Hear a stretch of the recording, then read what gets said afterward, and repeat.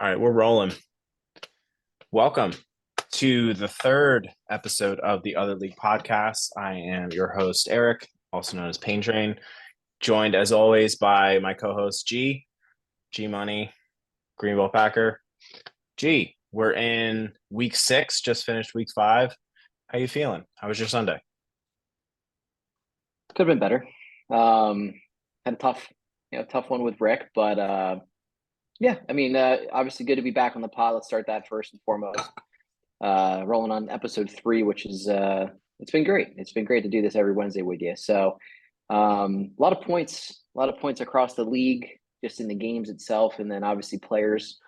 I think we had a few guys that were over that 140 mark, or close to it, I should say, throughout the league, or I should say 125 plus this week. So we'll get to those Mm-hmm. matchups pretty soon here. But yeah, it was a good Sunday of football. Not a great Monday night for the Packers, but Yeah, we'll get to that for Green Bull's sake too. yeah, we'll get into Unfortunately, that. Yeah, we'll get fortunately that into led into that. a lot of that too. Yeah, we'll definitely get into that.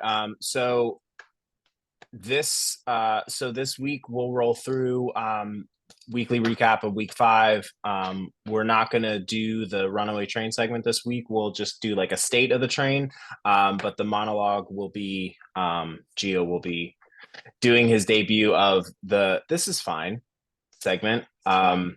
encapsulating the gif of the dog drinking the coffee while the house is burning down around him. Just classic and hilarious. So that'll come up when we get to your matchup. So yeah, I my general takeaways from this week, kind of learned a lot. We're through the first third of the season.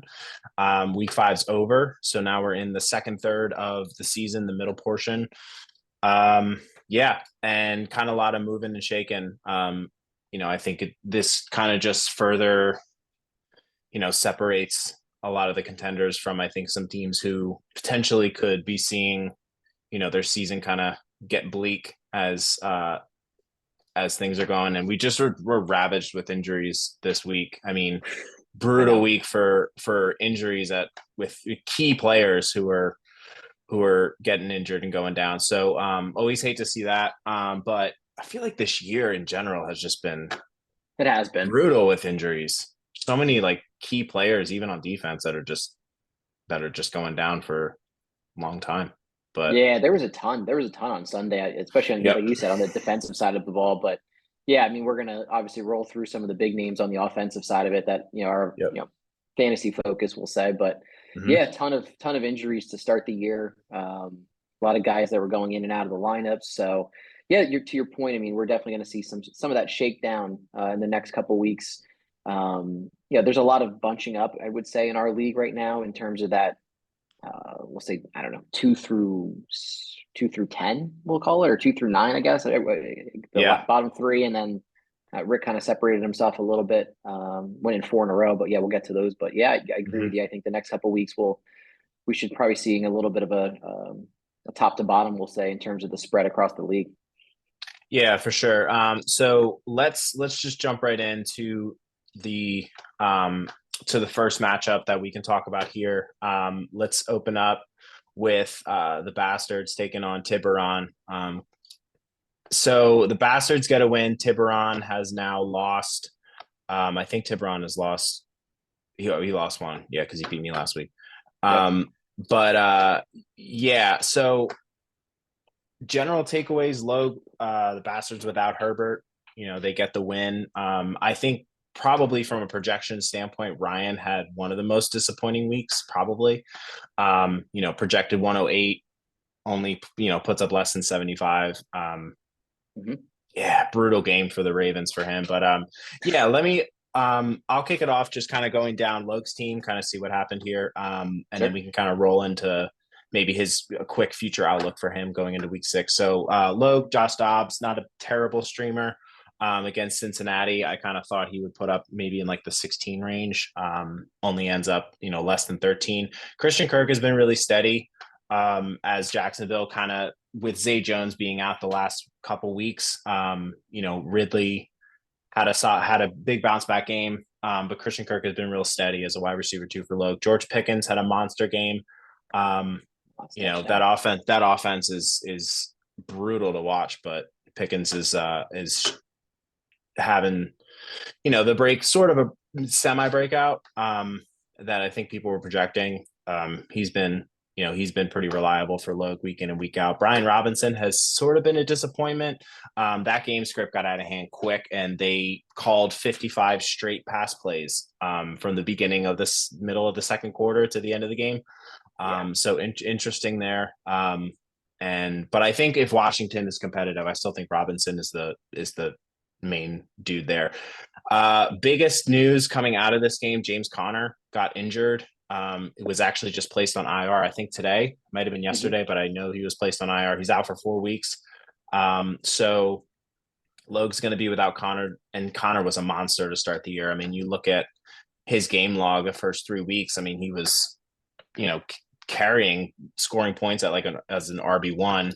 And then the last 2 weeks, obviously the brutal matchup with San Francisco, and then, you know, gets injured in the loss to Cincinnati. So some work to do there to kind of solidify his RB2 spot. But Engram has just been steady. You know, it's a tight end. If he doesn't score, he's probably gonna, you know, unless he gets a bunch of catches, which he can do, it's just going to be kind of a down week. That's just the state of the position.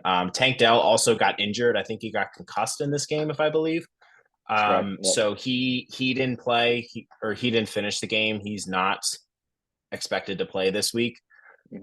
So little work to do there. And then Miami against the Giants. I actually thought they could have potentially scored more than this. So to only have 13 might have been a little disappointing for the state of where the Giants offense was, but ultimately putting up close to 100 and, you know, having your opponent have one of his lower output weeks of the year, you know, Logue picks up the win on that side. So, yeah, I mean, just to kind of, and we'll look ahead when we get into matchups, but I think losing Conner I mean, it's always difficult to lose a back for a couple weeks, but you know, especially one that you were kind of relying on as sort of your pseudo RB1 with Saquon out, things. So, yeah, I mean, but ultimately a good week for Logue. You know, got the win. Let's move on to Ryan's team. Kind of take us through Sure. position by position and kind of where his, maybe I'll as you kind of go through, maybe think about where your concern level would be with some of these guys. And then I'll say where I think on the outlook of Ryan's team, and we can kind of touch on that as we get into power rankings at the end. Yeah, sure. I mean, just a quick note on Logue. Yeah, kind of just stayed with, you know, the overall projections, like you said. I mean, projected 91, scored 94. Nothing really special outside of Pickens in terms of guys that pop for him this week.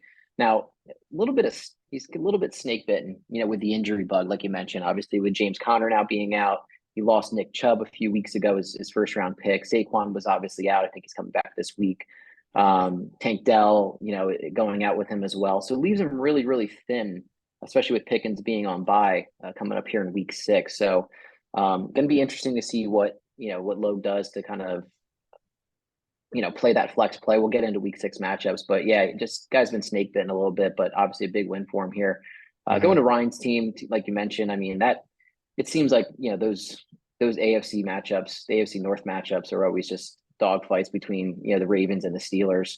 Going into it, I know last week we talked about, you know, that stack between Andrews and Jackson just probably still continuing what they were doing last week in terms of having you know, 2 touchdowns between them.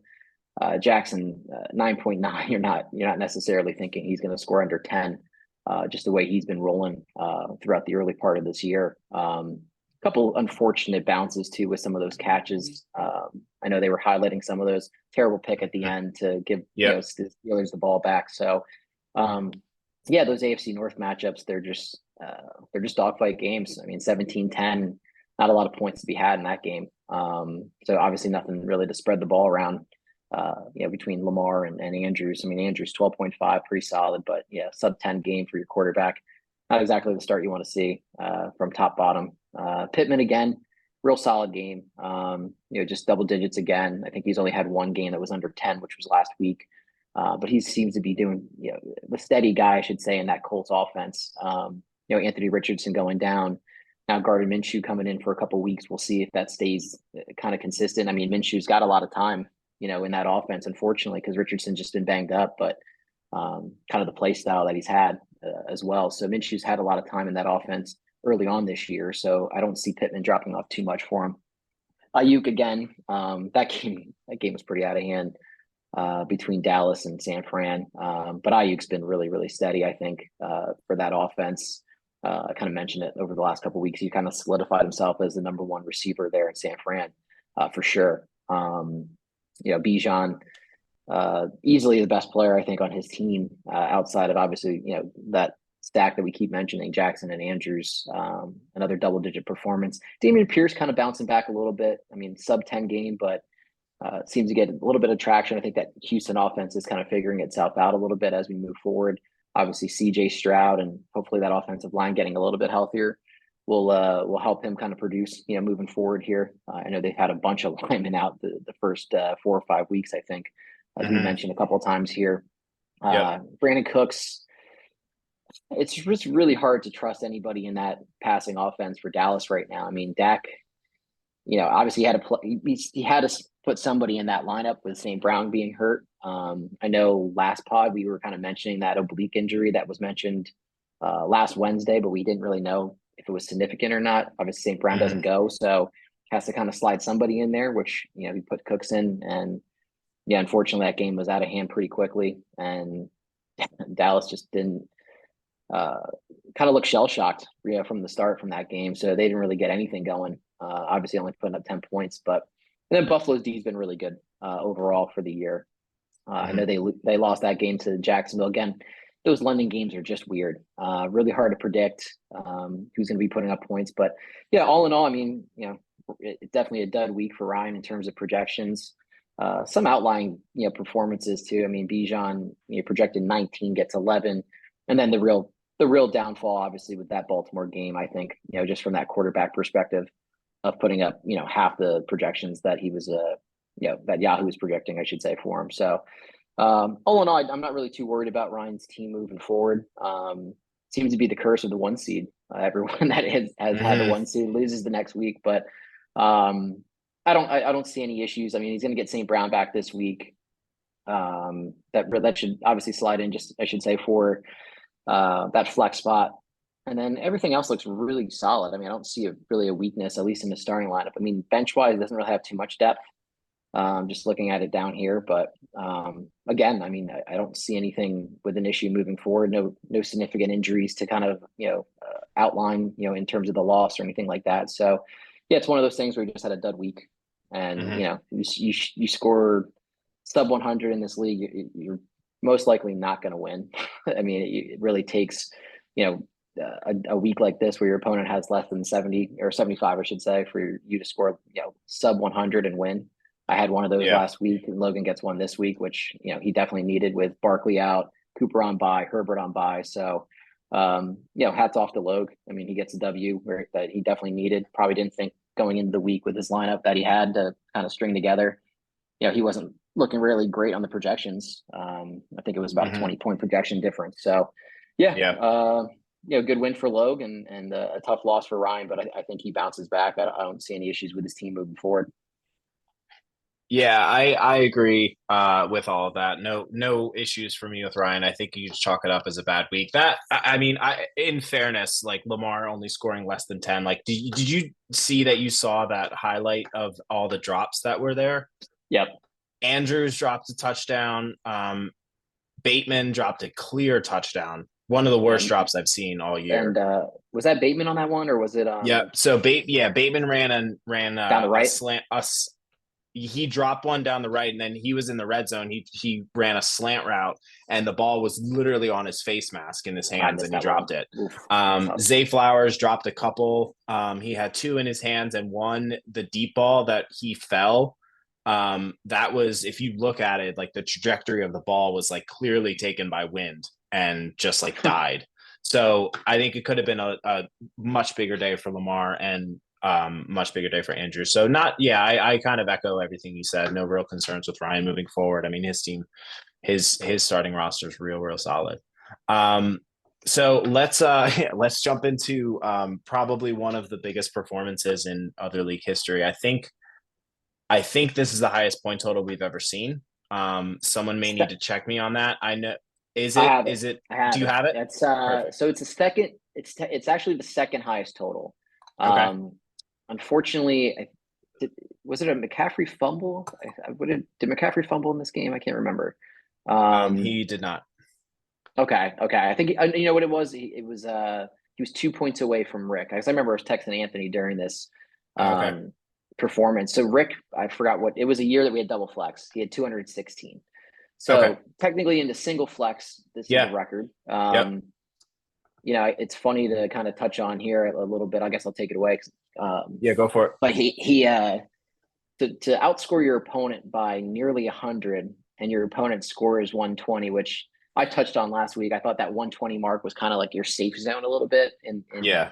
in kind of how we're set up with a single flex. And you get to 120, I think you're pretty safe most weeks, at least Yep. being in the matchup. But my God, Anthony just, I mean, every player had a season high, I felt like, for him. I mean, starting Thursday night, I think DJ so. Moore, just an incredible performance. I mean, Yeah. Should have Steve been says four that, touchdowns. yeah, it should have been, yeah, which would have been interesting. But, Steve says he was always going to play Fields. I think the pod got in his head, but, good play by him to start Thursday night. And Fields, I think he's starting to find his traction a little bit after the Yeah. first couple, slower, first week or two, I should say.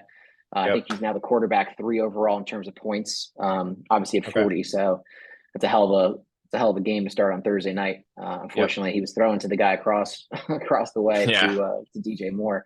Um, but yeah, I mean, Anthony hit on pretty much everything. I mean, Sam Howell was a great play. Looked like it was going to be a terrible play to start out when they were down It did. 27-3.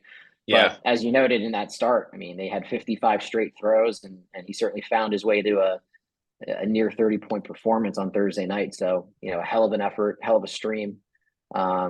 We just touched on DJ Moore. Adam Thielen, man, top 10 right now in wide Let's talk receivers. about it. It's Talk incredible. talk about Thielen. I Because mean, what he's doing is wild.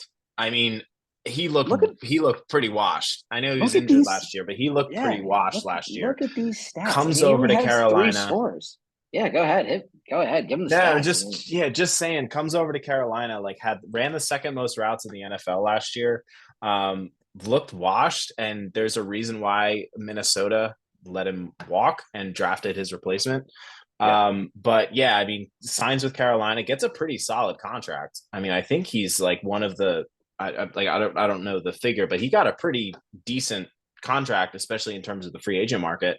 Hmm. So but to get this level of targets and production, most of this indeed was in garbage time. It all counts the same though. And moving forward, like, I mean, it's gonna be garbage time against Miami. They have their I mean, I just think his outlook is just like, who else is gonna take targets on this team? I mean, Like, he's nearly has double digits. I mean, 9 and 8 in weeks two yeah, and four, but I mean, he's got double digit targets pretty much 4 straight weeks. yeah, So they're not moving the ball away from at least looking his way. And to your yeah, point, doesn't matter how bad that team is. Sometimes it's great to have those guys that are just going to be putting up consistent targets, consistent shares in an offense that even if it's terrible, someone's got to catch the ball, someone's got to get the look. So the yep, fact that he can plug and play Adam Thielen here in a week where he um, has Keenan Allen on bye, had Mike Evans on bye. Jacoby Myers, if he didn't play, was also would have been a decent play. yep, So he's great depth. I mean, so he hits on there. McCaffrey, we kind of touched on. ETN has been great. I yep, think he's really starting to find yeah. kind of separate himself, I should say, in terms of that upper tier of the running backs in the league. I mean, he looked fantastic. He looks Um, awesome. and a couple of those with those breaking runs, especially that late one. Mm-hmm. He gets a great performance by Brees Hall, which, if anyone's got any players against Denver, you can almost chalk up they're going to have a day. I mean, Yeah, Brees Hall gets 28 against Denver. And I think they're finally, to your point last week, kind of letting the reins loose a little bit and kind of giving him the touches. He looks great. yeah, He looked great last year before the injury. I was really excited to kind of see where he came from, or bounce back from, I should say, from that injury. And everyone was kind of down a little bit, I think, with Dalvin Cook being signed there, but he's looked terrible, and Brees Hall looks like he's finally kind of getting his feet underneath him. So it'll be interesting to see how he does. I know they get the Eagles this week, so that'll be kind of a tougher matchup. But Yeah. and then Goddard. I mean, Goddard, Yeah. wakes Welcome up a back. little bit. Yeah, Mhm. yeah, for sure. So kind of a reemergence a little bit with that tight end position this week with some of those top names. I mean, Goddard. We talked about Sam Laporta a lot, but he had a great week. Darren Waller came back and had a good week. So just to touch on that Mhm. position itself, I mean, you kind of got to leave these guys in your lineup, and they're going to hit at some point, and Goddard certainly did. So yeah, 214 is just a ridiculous amount of points. Yeah. But yeah, so Anthony, 2 weeks in a row putting up some heavy points. I mean, top points, I should say, in a single flex. So he holds the record now. We'll see if anyone touches that the rest of the year. And he's the highest point total. He's got the most points at 700. So yeah, Ant's team's trending up for sure. That quarterback position is really the only question mark that he's going to have on a week-to-week basis playing matchups. But really, really good depth everywhere. I mean, receivers Mhm. look great, running backs Yeah. look great. His tight end with Goddard, that's could be a top 5, top 10 play each week, depending on matchups. So yeah, his team looks really, really good. And yeah, 214. I didn't think anyone was going to top Arby's from last week, but Ant obliterated it with a Yeah. 214. So Yeah. Yeah. I could see, especially with having, one of Thielen probably, I guess, goes back to the bench. Um, yeah, Keenan back. Yep. but I mean, like Thielen, Evans, Myers, Judy, even like I could. There's options for a potential trade for a QB down the line. Oh, for sure, for sure. Yeah, Yep. yeah, yeah. Yeah, Anthony's he's in a real good spot. ETN, one thing about ETN, the whole offseason narrative and why I was lower on ETN was because of Dank Bigsby coming in and all the Mhm. coach speak, talking about how they're going to run this rotation and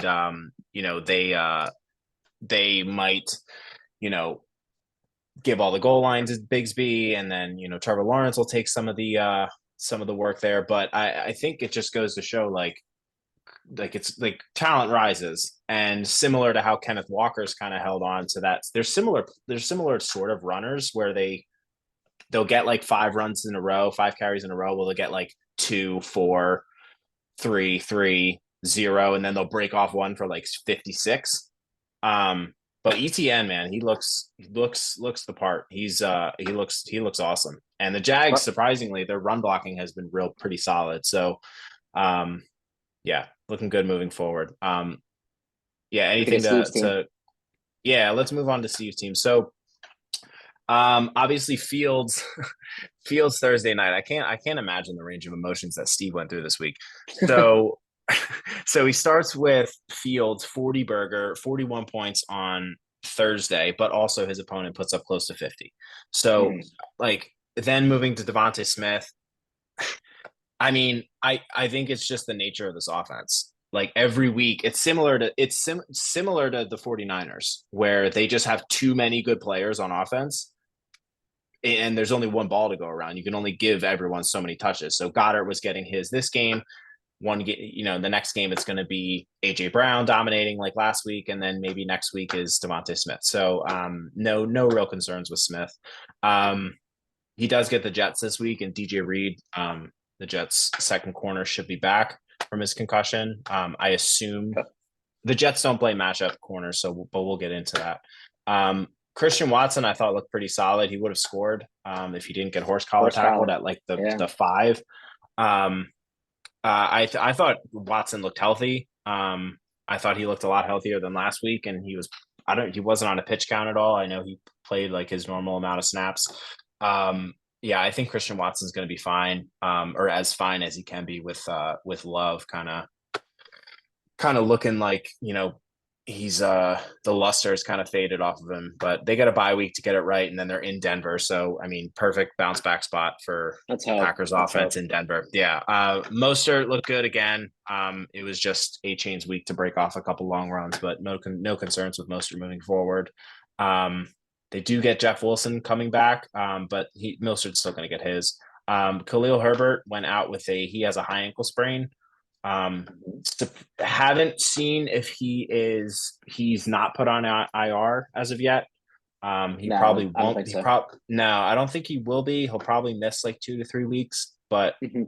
high ankle sprains tend to linger. So, and who knows? I mean, we see this all the time where the starter gets hurt and then the backup comes in and looks good and just like takes control of the job for a couple weeks. So maybe Roshan, especially if he plays this week, maybe he kind of holds on to that. Yep. Yeah, Jake Ferguson just kind of chalking that up to the game script. Dallas was dominated from the start, but no Hmm. concerns with Ferguson. To me, he's still a tight end one moving forward. Jordan Addison had looked good. He ran I think he ran like the same number of routes that he ran before, but just got the touchdown. He's going to need to be huge for the Vikings moving forward, and he shouldn't. I can't imagine he's going to leave Steve's starting lineup moving forward. Not And now. San Francisco's D is a locked in top three play every week. So yeah, I don't really have concerns, and obviously just touching on he should get Eckler back. Jahmyr Gibbs is a bench player at this point. We've already touched on Gibbs. I still think Gibbs is a worthwhile stash for double digit weeks, like weeks 10 through 11, kind of moving forward as the Lions kind of sort of maybe they taper off Montgomery's touches as they roll into the playoffs. But yeah, I don't have too many concerns with Steve's team. He's a top half of the league team to me. Yeah, I agree. Yeah, I mean, like I said, I think shelling out that fab. Obviously, hindsight looks pretty bad. Fields getting his legs underneath him and kind of steadying that ship a little bit. I don't think there's any controversy, or maybe you play matchups a little bit, but if Fields is looking like he has in the last 2 weeks, you got to ride him. Yep.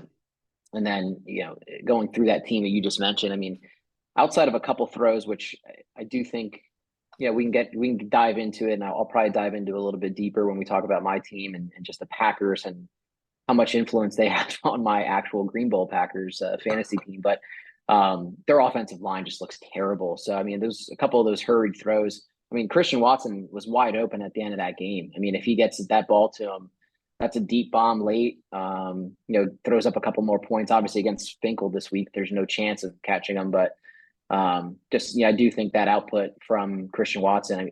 I think he's steadily having Smith, Addison, and Watson in his lineup every week, besides bye weeks and injuries, barring any injuries, I should say. I know Watson's got the bye week this week, so we'll get to week 6 and see what his lineup looks like. But yeah, to your Mm-hmm. point, I think Briggs definitely has a really solid team. Putting up 120 again, to the point I made earlier, is a really solid output in this league on a week to week basis. So no issues there, and he hasn't really had his first round pick in 4 weeks. So hopefully he'll see, that same production. I think Eckler had like 25 or 26 on week 1. So Mm-hmm. if he gets any of that production back into that lineup, he's going to be a scary team. Just based on that top to bottom. I mean, he's got a couple guys that can really pop with Eckler. Fields obviously having a 40-point game. He can get, that's not even barring, any running ability or yards that he was really rushing or anything like that. Those were mostly passing, in terms of what he did in that game on Thursday night. So it'll Mm-hmm. be interesting to see how he fills his lineup, I should say, with those 3 receivers, and he has a couple running backs now with Eckler coming back into the folds. But yeah, I think I don't see any issues with Steve's team. Moving forward, I think they're going to be a quality team and a tough out on a week to week basis. Yeah, agreed. And we'll just wrap up for Steve because I know we've been we've given him some shit for He's taking having it. the least amount of points. I mean, he's been the past 2 weeks 214, and then last week was 91. So I mean 214, the bill was coming due, I guess. But yeah, the schedule for Fields and Eckler for the next 4 weeks is like real nice too. So Oh, that's good. Yeah, look yeah, ahead. outlook looking pretty fine. All right, so let's move on to let's skip your matchup. Let's go on to the matchup that we said was going to be the matchup of the week, I believe, last week, which is Arby's and Andy. Fit the Um, bill. yeah, so Arby's kind of solidifying himself obviously as a top three team. But yeah, just another solid output. I mean, having just kind of highlight some of the guys here. Allen looks, I mean, he's a stud every single week. Number one quarterback. Locked in quarterback one moving Yep. forward. AJ Brown 6 for 127, just bully the Rams. Nico Collins down week. But that was a slugfest, That brutal, was a weird game. boring, yeah, game. Stroud still looked good. We didn't touch on him with Steve's team, but Stroud still looked good. And Nico Collins, I think, is pretty confidently his wide receiver one. Derrick Henry, if he doesn't score, it's probably going to be this kind of moving forward. Oh, the He'll have catches. Yeah. he'll have huge games. He is getting a little bit more targets than he normally does, even though he's only playing like roughly half the snaps with Tyjae Spears I was playing just gonna half the say that. snaps also. Yep. Um, so it's kind of new territory with Henry. He's never really had a second back who's played. Maybe that's to the lack of weapons that they have outside of DeAndre Hopkins. I mean, Burks has been injured for the last couple weeks. Chig Okonkwo has been a zero this year.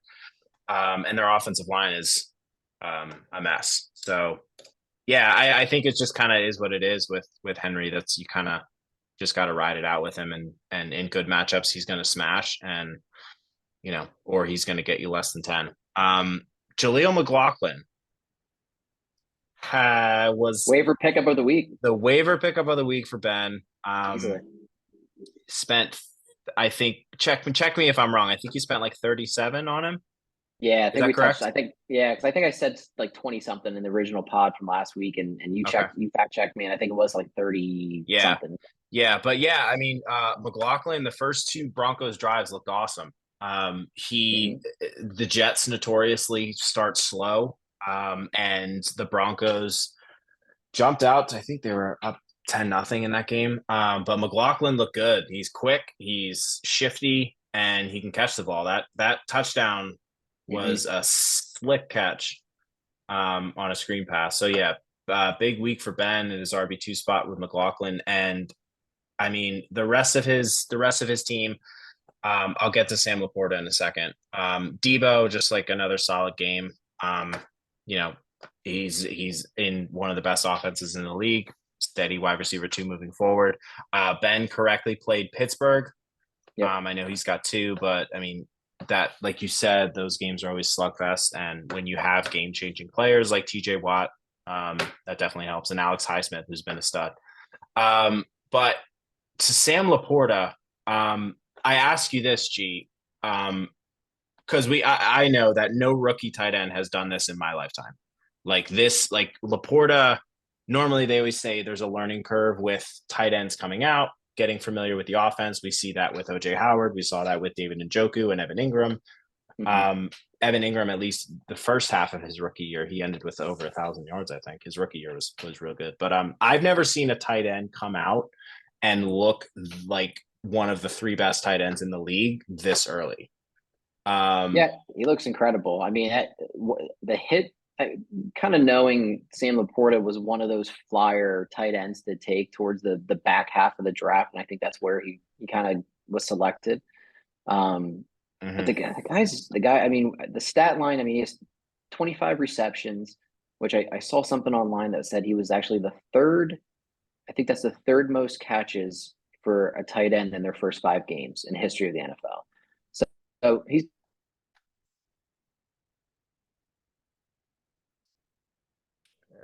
G is frozen currently.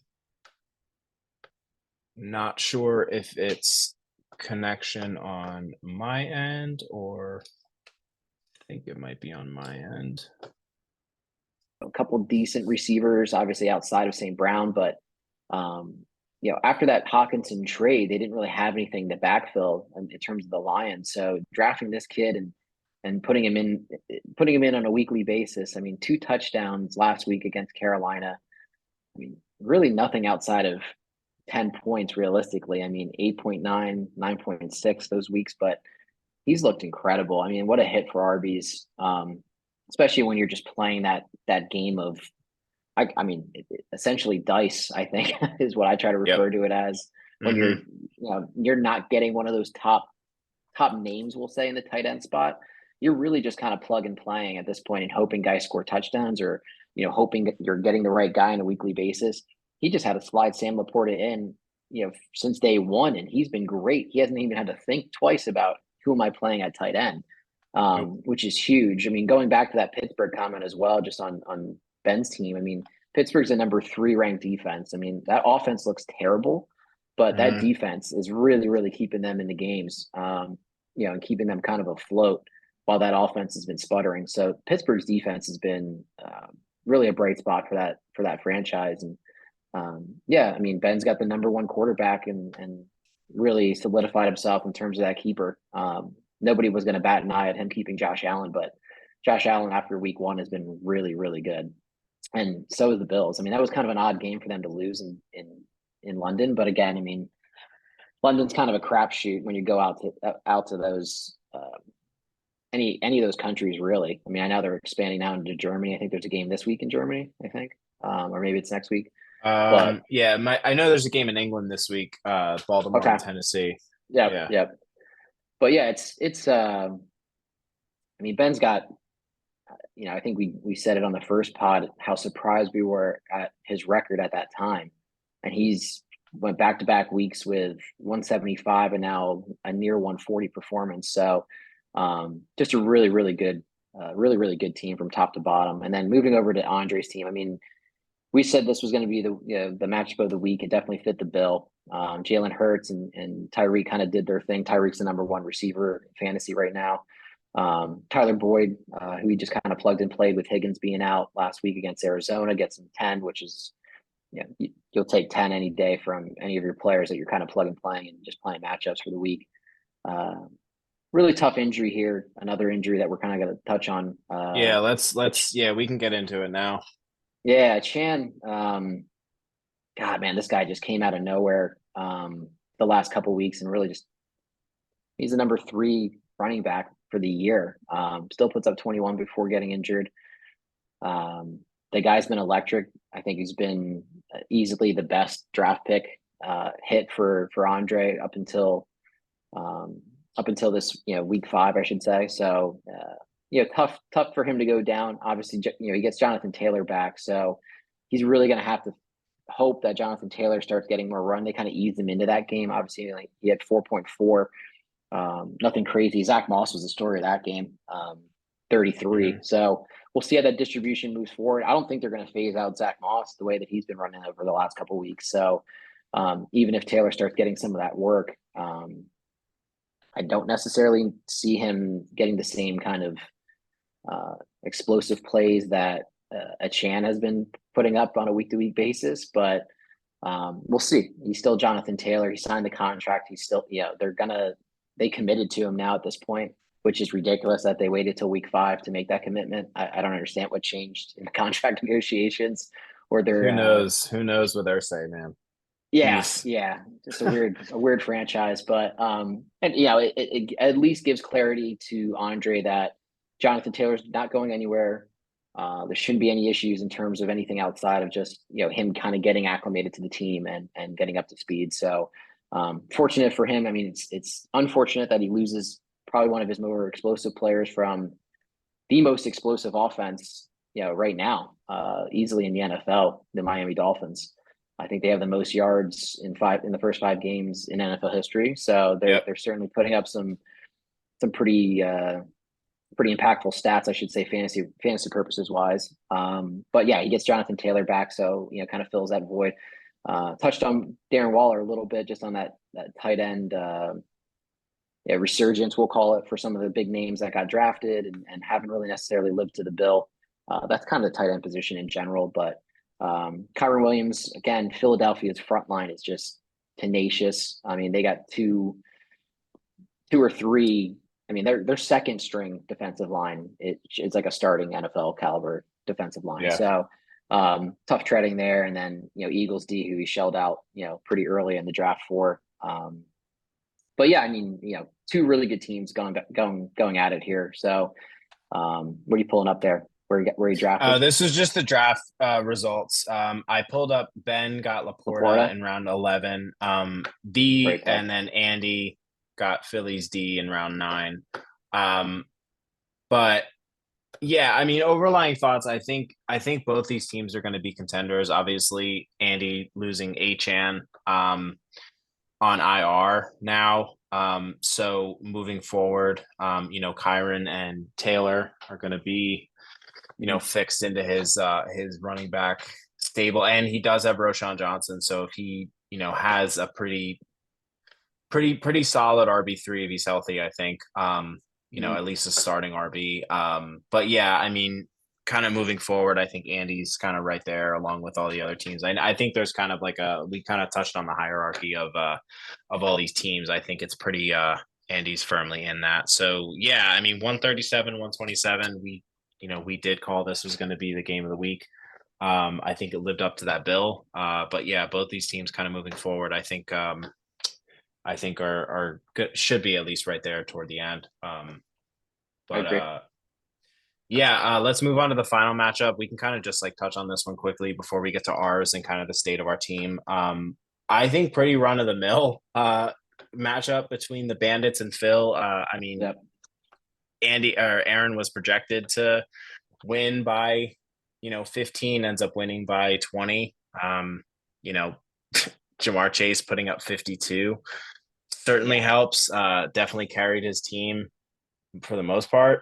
But nice to see Tua have a sort of bounce back game from the game against Buffalo. They still looked a little sloppy to me, Miami, that game against the Giants. I thought they were gonna win by 30.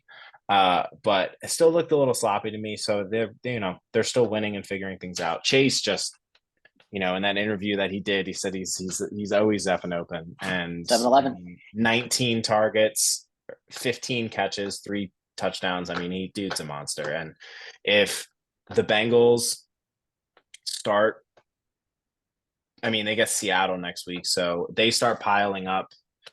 Burrow starts to get a little bit more healthy. I think the Bengals will be back to where we thought they would be at this point. Chris Olave. These are the two disappointments, I think, for Aaron's team right now. Is Olave with the trade from Nils, 1.4 and then 9.2 in the two games that he had him. I don't know if Derek Carr's healthy. I think the Saints offense is like kind of running through Kamara and maybe Kendre Miller now. They're throwing a lot to Michael Thomas, who's healthy, and he looks pretty solid. I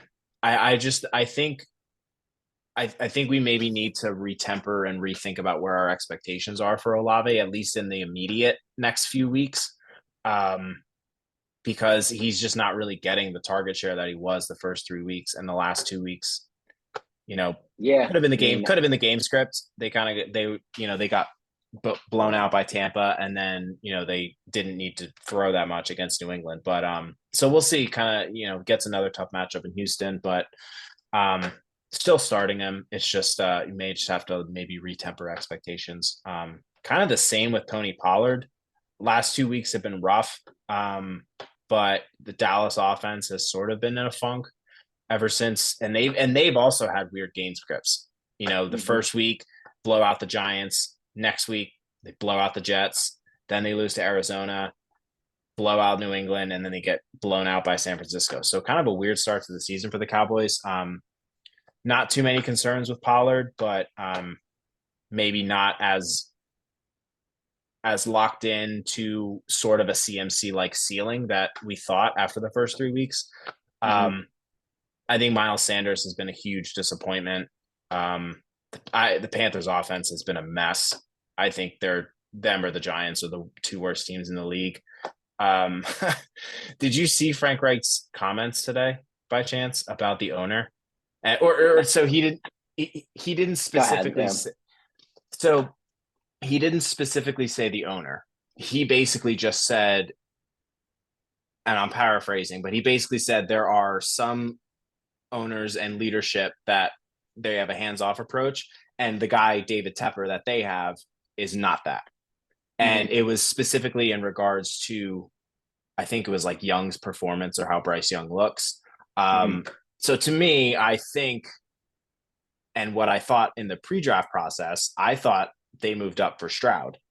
Yep. And I I think a think lot the of people did. common belief was that Reich and Josh McCown, their quarterbacks coach, they preferred Stroud. Tepper preferred Bryce Young.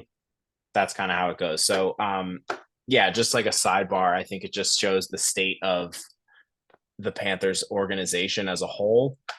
But I think Sanders is, I mean, they're coming into a bye after this next week in Miami.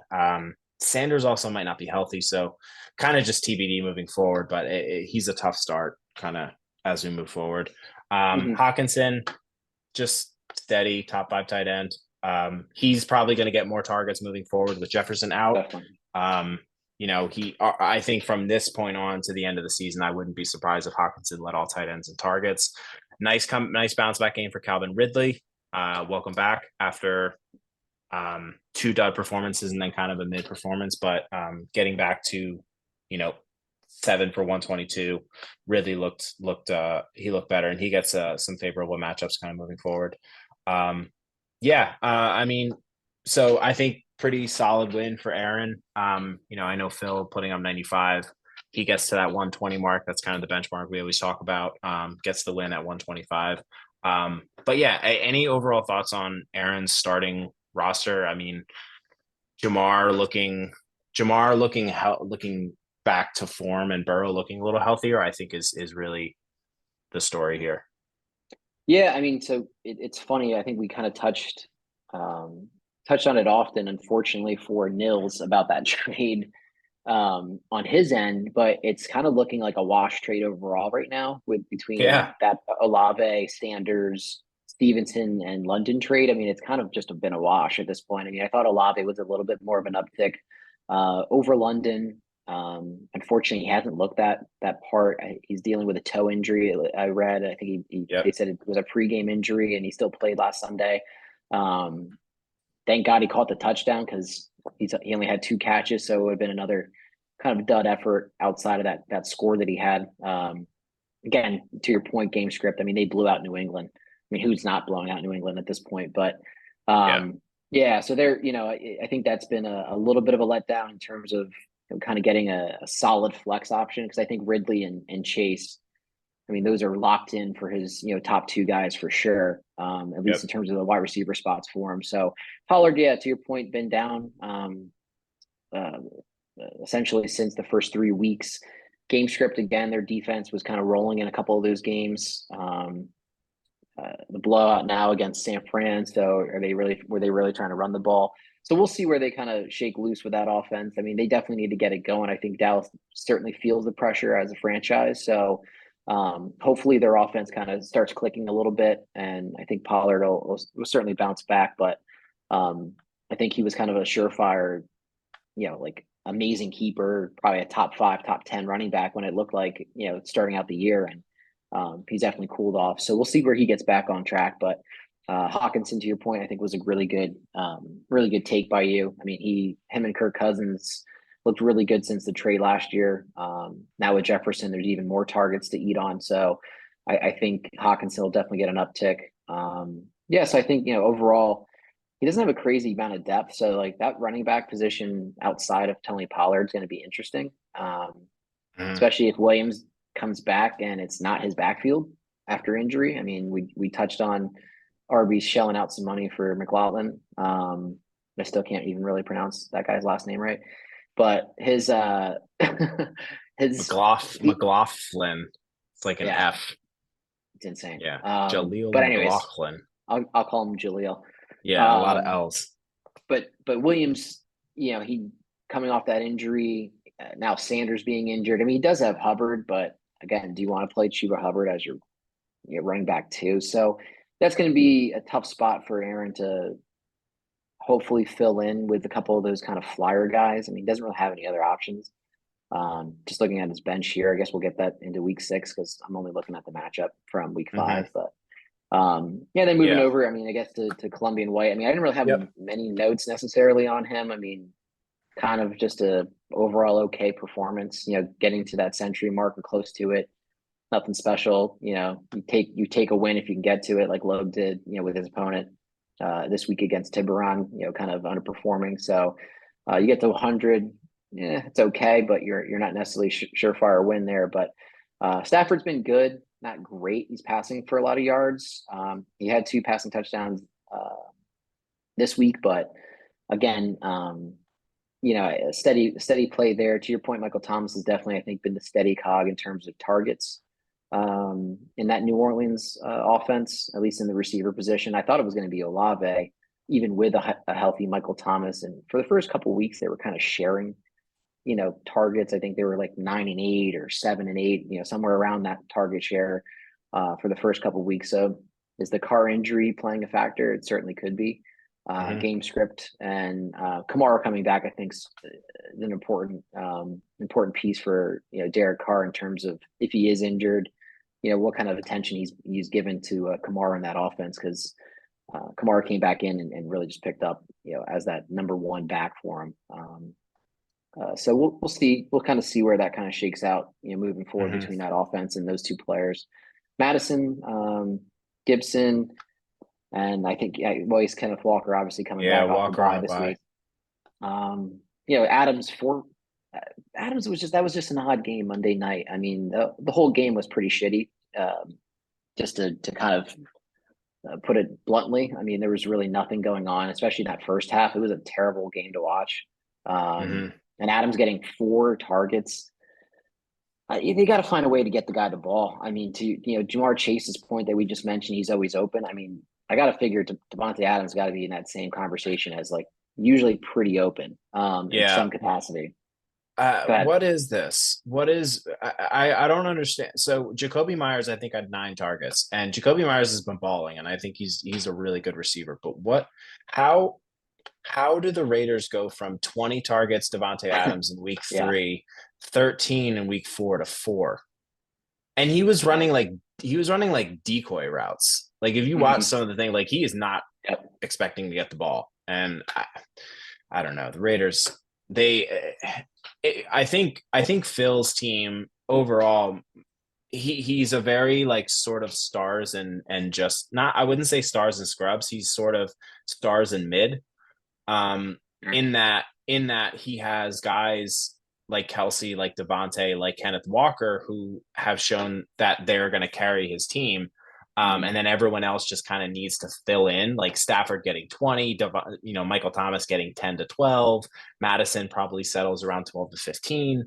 Like everyone just kind of needs to like score their projection. And then Phil's got a really good shot. But I think if you take out Walker on the bye, Devontae puts up less than 10, it's going to be tough to clear the necessary point threshold that you need to get to, unless your opponent just falls in their face like Steve's team did last week, putting up 71. I mean, Phil got a win last week, putting up similar point totals. So, I think my overall concern level with Phil's team is a little bit more, even though, he put up close to 100. I think it's moving forward. I mean, I think he's pretty thin.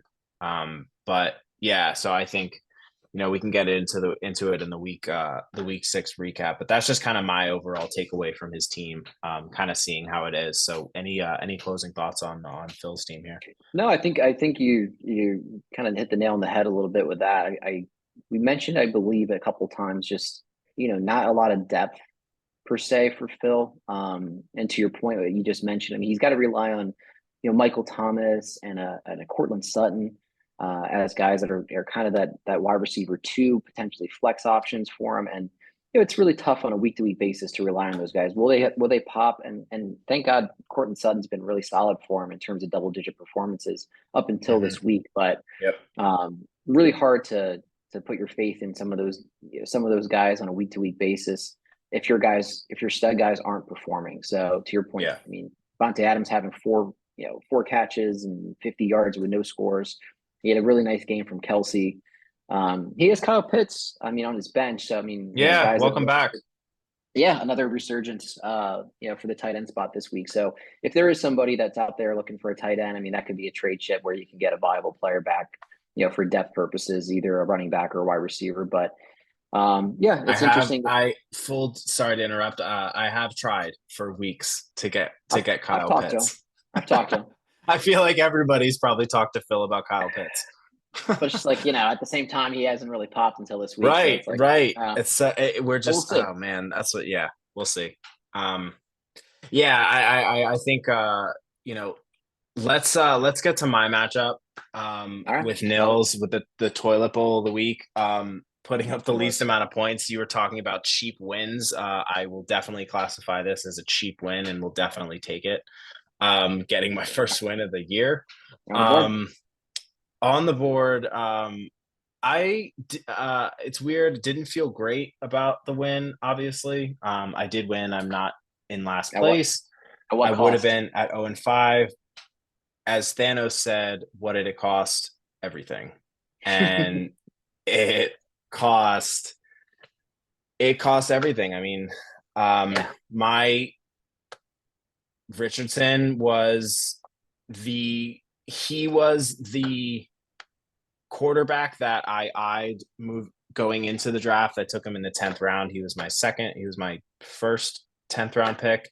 I fully planned on riding him the entire season. I just thought his rushing floor and his capped with his, rushing ceiling would be something to carry me kind of moving as like a Justin Fields sort of type, Jalen Hurts.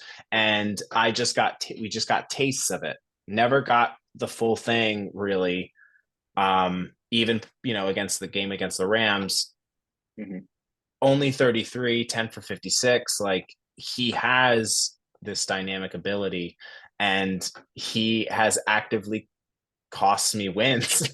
So I have a trying relationship with Anthony Richardson. I love him. He's still an early keeper option for me, but now on IR, who knows how long he's going to be out for. He's out a minimum of 4 weeks. He has a grade 3 AC joint sprain in his shoulder, in his throwing shoulder.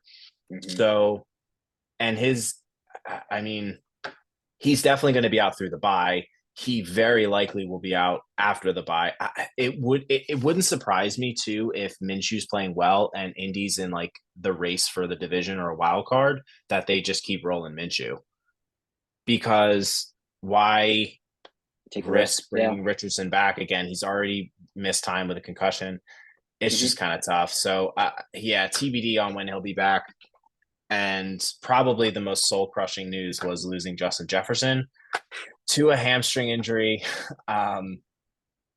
He was a monster and was the most consistent receiver in the league for fantasy. I think he was consensus 1 in drafts, was my keeper. Fully planned on riding him again. Was awesome to start the year. Looked good.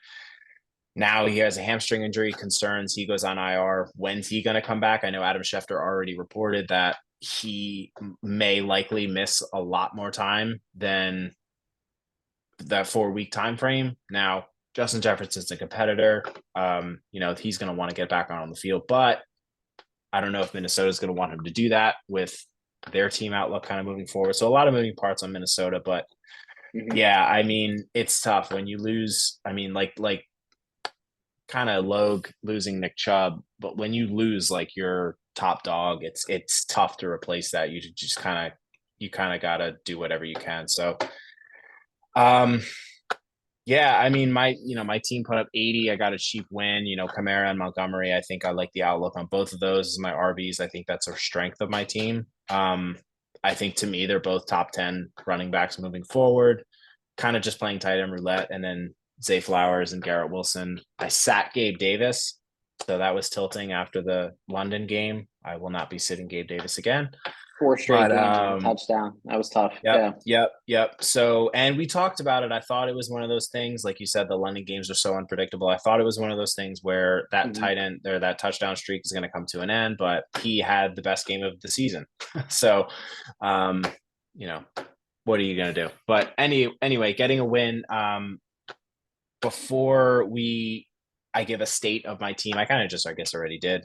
Um, yeah, what are your thoughts on any takeaways from my team? Obviously having the injury Sure. sucks. Having the injury sucks, but I still feel pretty solid with where my team is. And we'll touch on Nils's team, and then the actual trade that me and Nils did this week. But Yeah, I was yeah, just gonna say that. Yeah. any thoughts on my team after week 5? I mean, yeah. So you mean you snuck a W, which is the most important thing. It doesn't matter how you get them. Getting off the 0-4, the offer, I should say, is huge. I mean, so now there's 3 of us sitting with one win. Somebody had to win this matchup, so I'm sure you're happy that it was you.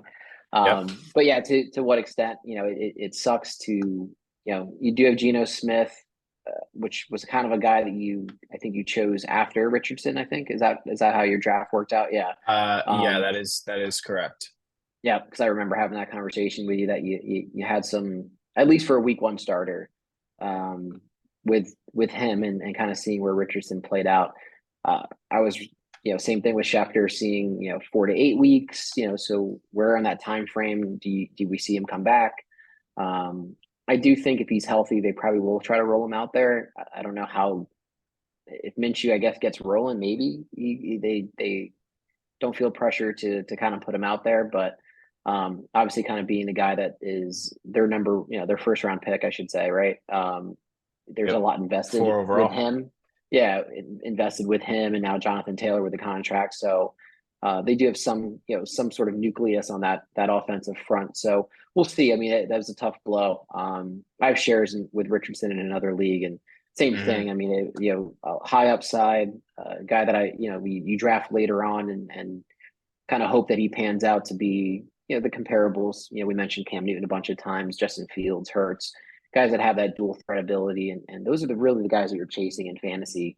Outside of the guys that chuck it, the Joe Burrows, maybe not necessarily this year, but Josh Allen, Patrick Mahomes, those dual threat guys in fantasy are really hard to come by. There's not many of those guys that can do what Richardson has shown that he can do in the first couple of weeks, but staying healthy is going to be the number one thing. He was battling injuries. It felt like on a week to week basis. So, Yeah. um, he's got to really protect himself in a lot of ways. Get rid of the ball or throw some away. I know he's a Russian quarterback, but taking these consistent hits, whether it's concussion, but now shoulder injuries, it's tough to see for a guy that had, I thought, pretty promising, pretty promising outlook, I should say, for the season. Jefferson's irreplaceable for you. It sucks. Number one guy. I mean, I had Cooper Cup out until this week, so we'll see where that Minnesota franchise really goes for you.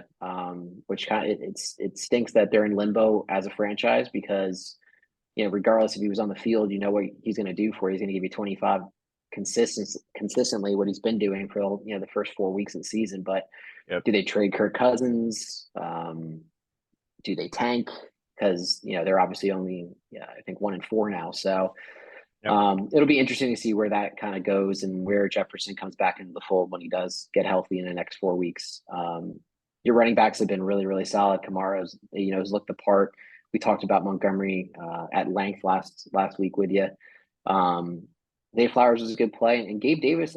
Honestly, I think Gabe Davis is finally playing like we kind of thought he might play last year. I think I said the same thing Hmm. last week when we were on the pod, but he had a lot of hype around him. I think he went early in a lot of drafts last year, in that early like 4 or 5 round range. I want to say maybe Yeah, 6. I think Ben took him in the 4th round because he Yeah. stacked So him with Allen. yeah. Yeah. So got a lot of hype around him, and he just never really, it was always like, okay, like when do I play him? He pop on your bench last year, on a week to week basis, or you start him and he would get a dud. He's been really consistent, so we'll see if that's stays the same for him, and we'll kind of touch on that trade like you mentioned, because I do want to get to that.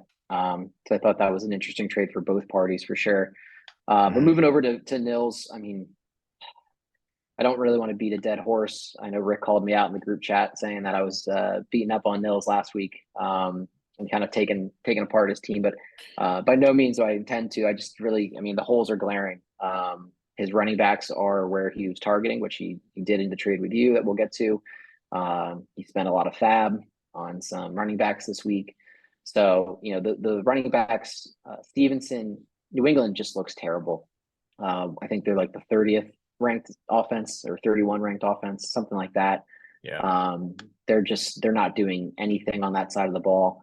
So having a running back in that offense is it's tough to see on a week to week basis, especially a guy that you traded for, hoping that it would be kind of your number one. After having Najee Harris again, draft strategies are draft strategies. He went wide receiver heavy, knowing that he was going to have to probably give up a little bit on the running backs that he was going to kind of fall with in the draft. Yeah, I love that you have this up. So you take a little bit with your receivers, and you give a little bit with the running back. So we'll see. I mean, it's unfortunate. Again, I always highlight the zeros. Having a zero in the lineup is brutal. Hunter Yep. Henry again on that New England offense. They didn't score a single point, but he doesn't even get a catch. 0 points. Now he did pick up Logan Thomas, who was on his bench. Obviously, he didn't play him, but Mhm. at least a guy that he can kind of fill in moving forward. And Drake London had a nice little bounce back game for him. I shouldn't say bounce back. He had 11 last week and scored against Jacksonville, but um, I know he had a 5, I think, right after that trade. He Yep. with Aaron, and then he's had 2 back-to-back double-digit points. So maybe a guy that he can rely on. Atlanta actually looks pretty decent. Yeah. So Favorable we'll see. schedule. Favorable schedule also for London coming up. He plays Washington, who just got eviscerated by DJ Moore. But yeah, I think CeeDee I Lamb too has just not been yeah. the out and out stud that he might have thought he was getting. I mean, he has a ton of really good weapons, obviously, like we mentioned throughout the last couple of pods. Mhm. Terry McLaurin has been solid. Certainly kind of bounced back a little bit in terms of what he's been doing. You kind of called it. Jalen Wall scores last week against the Giants. So he's always a guy that's at any given moment can definitely break one or in that offense. Obviously, we noted it. They're doing some incredible things, some things that no one's ever done in terms of yards. So Yeah. there's certainly points to be had in there. So I think outside of trying to solidify just having a steady back, even just one that he can rely on a weekly basis, Mhm. um, I think that's the biggest glaring hole with Nils. I mean, 4 straight losses. There's really nothing more to say. He knows it, I'm sure. Mhm. He's trending down. He's now amongst the 1 and 4s between you, me, and him. So Yep. we're going to get to the week 6 matchups, but if you want to touch on anything from your closing thoughts of your team, ending week 5 Um going into week 6. yeah, just I do want to touch base on the trade that Nils and I made. So full disclosure, kind of everything happened pretty quickly. I knew after this matchup and after this week, especially with Achan going down and subsequently Jeff Wilson very likely being activated, at which he was activated from IR, or they opened his Mm-hmm. practice window. Um I was never gonna play Jerome Ford. Like just straight up. He was never going to be in my running back room, and I was never going to play him at flex over Zay Garrett or Gabe Davis or Mm-hmm. Metcalf. So he was just kind of someone that I just thought I could get value for. Nils actually offered me the deal. I know we kind of went and discussed some things, but that deal when Nils offered me Lawrence, it was immediately the best deal on the table. I had a couple talks with some other guys, more or less just like rearranging deck chairs on the boat. You know what I mean? Like Sure. I would be trading like Ford and a receiver for another receiver, and then I would still kind of have a log jam. Mm-hmm.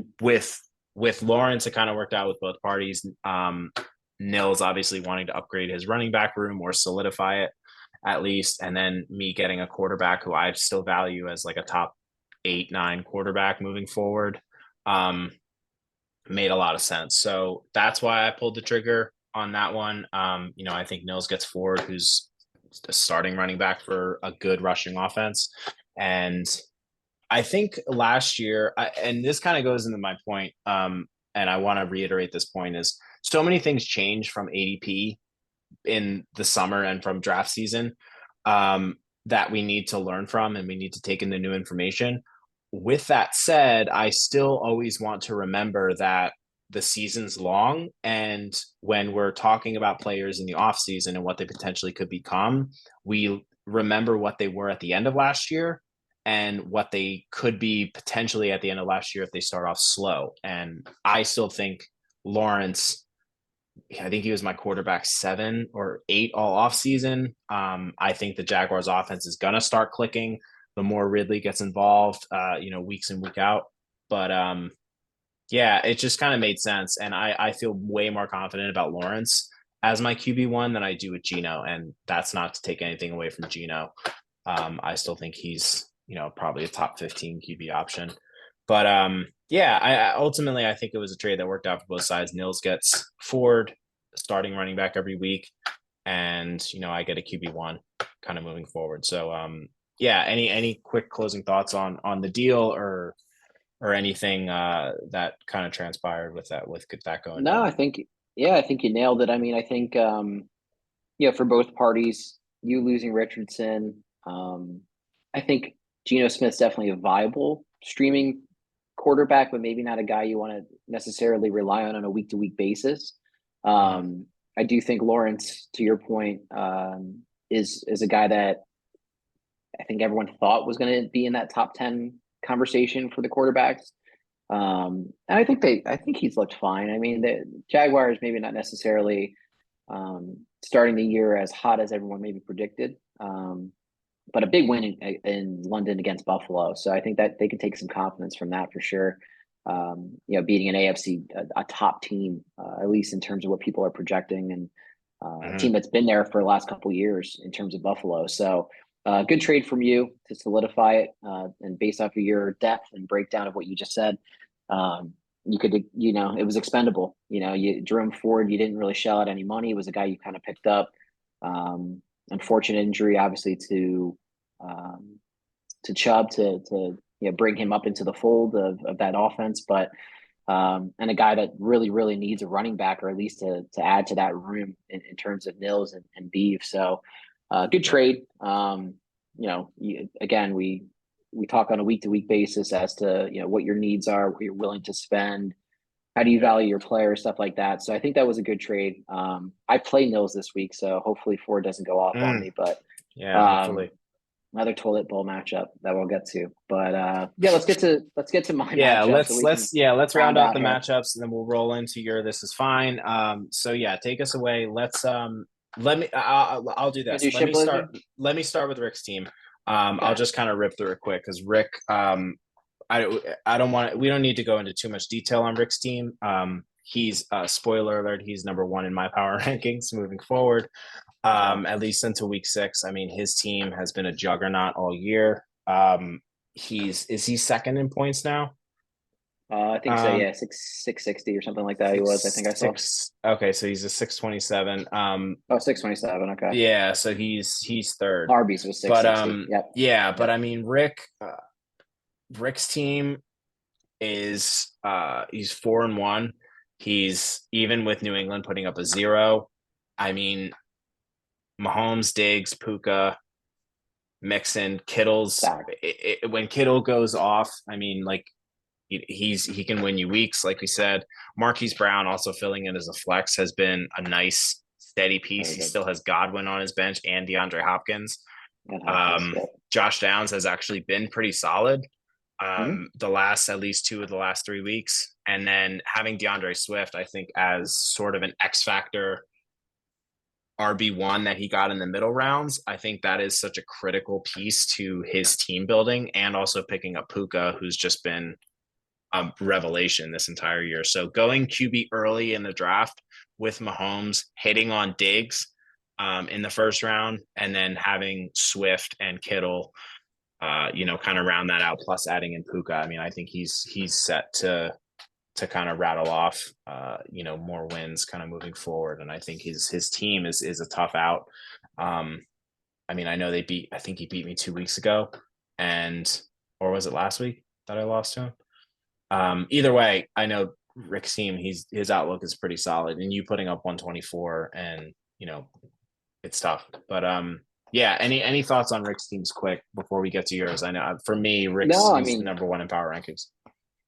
yeah, we're in agreement again. I mean, I think he's won four in a row since losing the first week. I'm not sure he lost to in the first week. I'd have to go back and look, but anyways, he won four in a row. So the guy's hot. We can see from his team. I mean, hitting on Puka in terms of you know, a waiver kind of to fill in. Not that he really even needed another fill in guy, but to hit on that guy based on the other receivers that he has in the lineup, or at least on his team. And the real big, I mean, you kind of ran through it. I mean, I kind of talked last week about needing a dud, or at least a kind of a down game from those top three guys. He got 67 points from his top three guys in terms of that lineup: Mahomes, Diggs, and Puka. So kind of to start out, those are the three guys I highlighted in our matchup from our projections, or predictions, I should say, in terms of the pick'ems. And you you nailed it. George Kittle ends up essentially beating me in that win. I mean, 3 catches, 3 touchdowns. He is capable of doing that. We know what George Kittle is to the league in that position in terms of the tight end position. He's a top 5 tight end. Now, is he going to be doing that every week? No, because to your point again earlier in the pod that you mentioned, they have weapons. They have Christian McCaffrey, the number one running back in the game. 2 really good receivers in Ayuk and Debo. And Brock Purdy is playing lights out so far this year. Yeah. So again, we'll Yeah, see, and a great defense. They might be the number one team in the NFL at least through 5 weeks, I would say, just in terms of what they're doing on both sides of the ball. So yeah, seeing George Kittle catch 3 really made that Monday night game crucial for me. We'll get to my team here in a sec, but Rick's, I think, on paper has the best team top to bottom. There's other guys that are definitely right there, but in terms of the names that he has and the consistency that these guys have been putting up on a week-to-week basis, I mean, Puka Nacua is the number 3 wide receiver in fantasy. Diggs is number 2.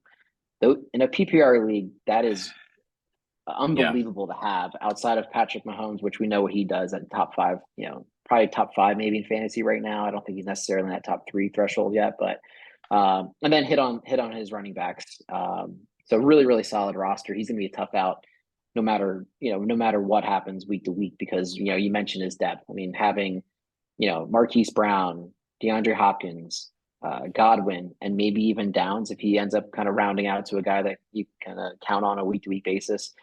So he even has trade chips, which we know how insane Rick is, and probably one of the craziest guys in terms of trading players and making roster moves. He's kind of stayed pat this year, probably because he's been on a 4-game winning streak. So we'll see. Hopefully a loss happens and we see a fire sale from him with somebody. But barring that, which I'm just joking, barring that, I don't see Rick not competing, at least for one of those top seeds moving forward. Barring an injury or anything like that. So really, really solid roster. 141 he puts up. And then going over to my side, I mean, 124. Yeah, I haven't sniffed 120. I mean, I just cracked the century mark last week to get a W, but big storyline here, obviously, is Cooper Kupp coming back for me. That first drive, I was in heaven. He had 5 catches, 56 yards. He had 10 points just on the opening drive for the Rams. And I was like, you certainly get a little bit excited that, hey, your number 1 pick's back. He puts up 10 points early in that first drive and against the Eagles. So I'm like, okay, we're really anticipating, maybe a 30-pointer, maybe something crazy. That's not even scoring. So he had 5 catches, 56 yards. Ended up only putting up 19, which there was a couple throws in that game when I'm watching it that I think they're just Stafford and Kupp just need to kind of iron out. They haven't maybe necessarily been on the practice field as much, with him kind of nursing that hamstring injury. But really, really happy to see him back, see him get action, see him involved. we kind of touched on Puka Nakua. He's not going anywhere, as we see. He also Mhm. put up 20 and caught a touchdown in that game. So, yeah, well, that was the highlight, I should say. And then Jacobs on Monday night, I think he's kind of starting. We kind of touched on it last week when you and I were talking about potential trade with Wilson and him as the foundation to our trade talks. Mhm. But I do think Jacobs, he's back into that top 10 mix now. I think he just cracked the top 10 with that performance. Yep. He just looks steady. I got a huge game out of New Orleans D. I thought they were going to be solid, but 28. My God, New England really is that bad. So I'll Yeah. take that. I'll take that any day. Story here, and I guess this is where you would flash maybe the Yep. graphic of this is This is fine. fine. Um, Go ahead, G. Take it away. you know, maybe a little bit of Homer. And I should say not a little bit, a lot of Homer Packers went into my decision making for this week. Dobbs, we noted, was a top 15 wide receiver going into this week. Watson being healthy, I still decided to play him. I thought, hey, why not? He'll still get me 10 to 15. He's still being the guy that's being looked at in red zone targets for Jordan Love. Um, and playing Jared Goff, I certainly could have doubled down and played Josh Reynolds, who puts up 17. Certainly could have used those 16 points, but it's fine. It's fine. Dobbs putting up 1.4 and basically non-existent in that Monday night game. No big deal. Also, another point that's fine is Aaron Jones. Going into the week, doesn't play much, doesn't get a lot of snaps last week, but certainly thought, okay, they're just kind of tempering his snap count, and next week Monday night they get a full 10 days to kind of get right and heal up. 3 o'clock hits on Monday. I get notifications really from Rick, adding and dropping everybody in that Monday night game. Is kind of how I found out that Aaron Jones was not going to play. And around, I would say probably around 2 o'clock on Sunday, I was thinking about playing Pacheco because they're playing against Minnesota, and said, hey, you know what? Surefire, I'll put him in instead of Aaron Jones. I'll take whatever points I get, and it is what it is. Go on around like 144 or somewhere around there, I think it was, that I see Phil, who had dropped AJ Dillon, had picked up AJ Dillon, which was one of my moves that I was kind of juggling at that time to say, okay, if I play Aaron Jones or keep him in my lineup, I'll just pick up AJ Dillon. So it's fine. Tons of head games were being played amongst myself, but I end up going with Jones, and most likely cost me between those decisions to play the Packers on Monday night in this win. I mean, I'm happy with the 124. Certainly happy with Cooper Kupp being back. Didn't even touch on Joe Burrow, who I think definitely got a little bit of his mojo back in that Arizona game. Something good to kind of build off of. We'll see what they do at home against Seattle, and then they have a bye. He did note that he felt healthier, so hopefully that's the case. But yeah, just a real tough Sunday night into Monday night. Yeah, I didn't feel great about seeing the Packers lose. Did not sit well with seeing Aaron Jones sit and Romeo Dobbs basically not being even involved in the game. And it really just kind of jump started from George Kittle catching only three catches for 3 touchdowns. So that's my little rant about how insanely awful 24 hours it was for Green Bay Packers from Sunday night to Monday night. And we're at 1-4. We're really in a must-win game against Nils. Only 2 back from the league in terms of playoff positions, but God, something needs to happen this week. We'll see. Yeah, that's brutal. That was well delivered. I will say. Thank you. I felt I you walked me through your tilting very well, and I felt like I was there because watching the flurry of moves that Rick made, I actually thought about sending a text to Rick in the group and was like, it's petty, but it's good It's a good management move. It's a good move. because Yeah. it's good moving. I like it. But yeah, that's rough, man. The late DNP were inactive from Jones, especially after coming back on the pitch count last week. did he have a setback, or are they just holding him out before the bye? That's rough. Yeah, And I would expect they're probably just sitting him because of the bye week, because that's just what the Packers historically have done. They're a very yeah, cautious team with injuries. yep. Ends up biting them. They end up losing a very winnable game in Las Vegas. So, yeah, I mean, just from a fandom standpoint, tough pill to swallow to watch them lose on top of it. But yeah, there was just so many moves from, I would say, Sunday afternoon, really from the 1 o'clocks that, hindsight again is 2020, but um, Shirley was going to go pick up AJ Dillon around 2 o'clock. Saw that move was already made from Phil. Didn't really think obviously twice about it. I was like, okay, Aaron Jones is going to play.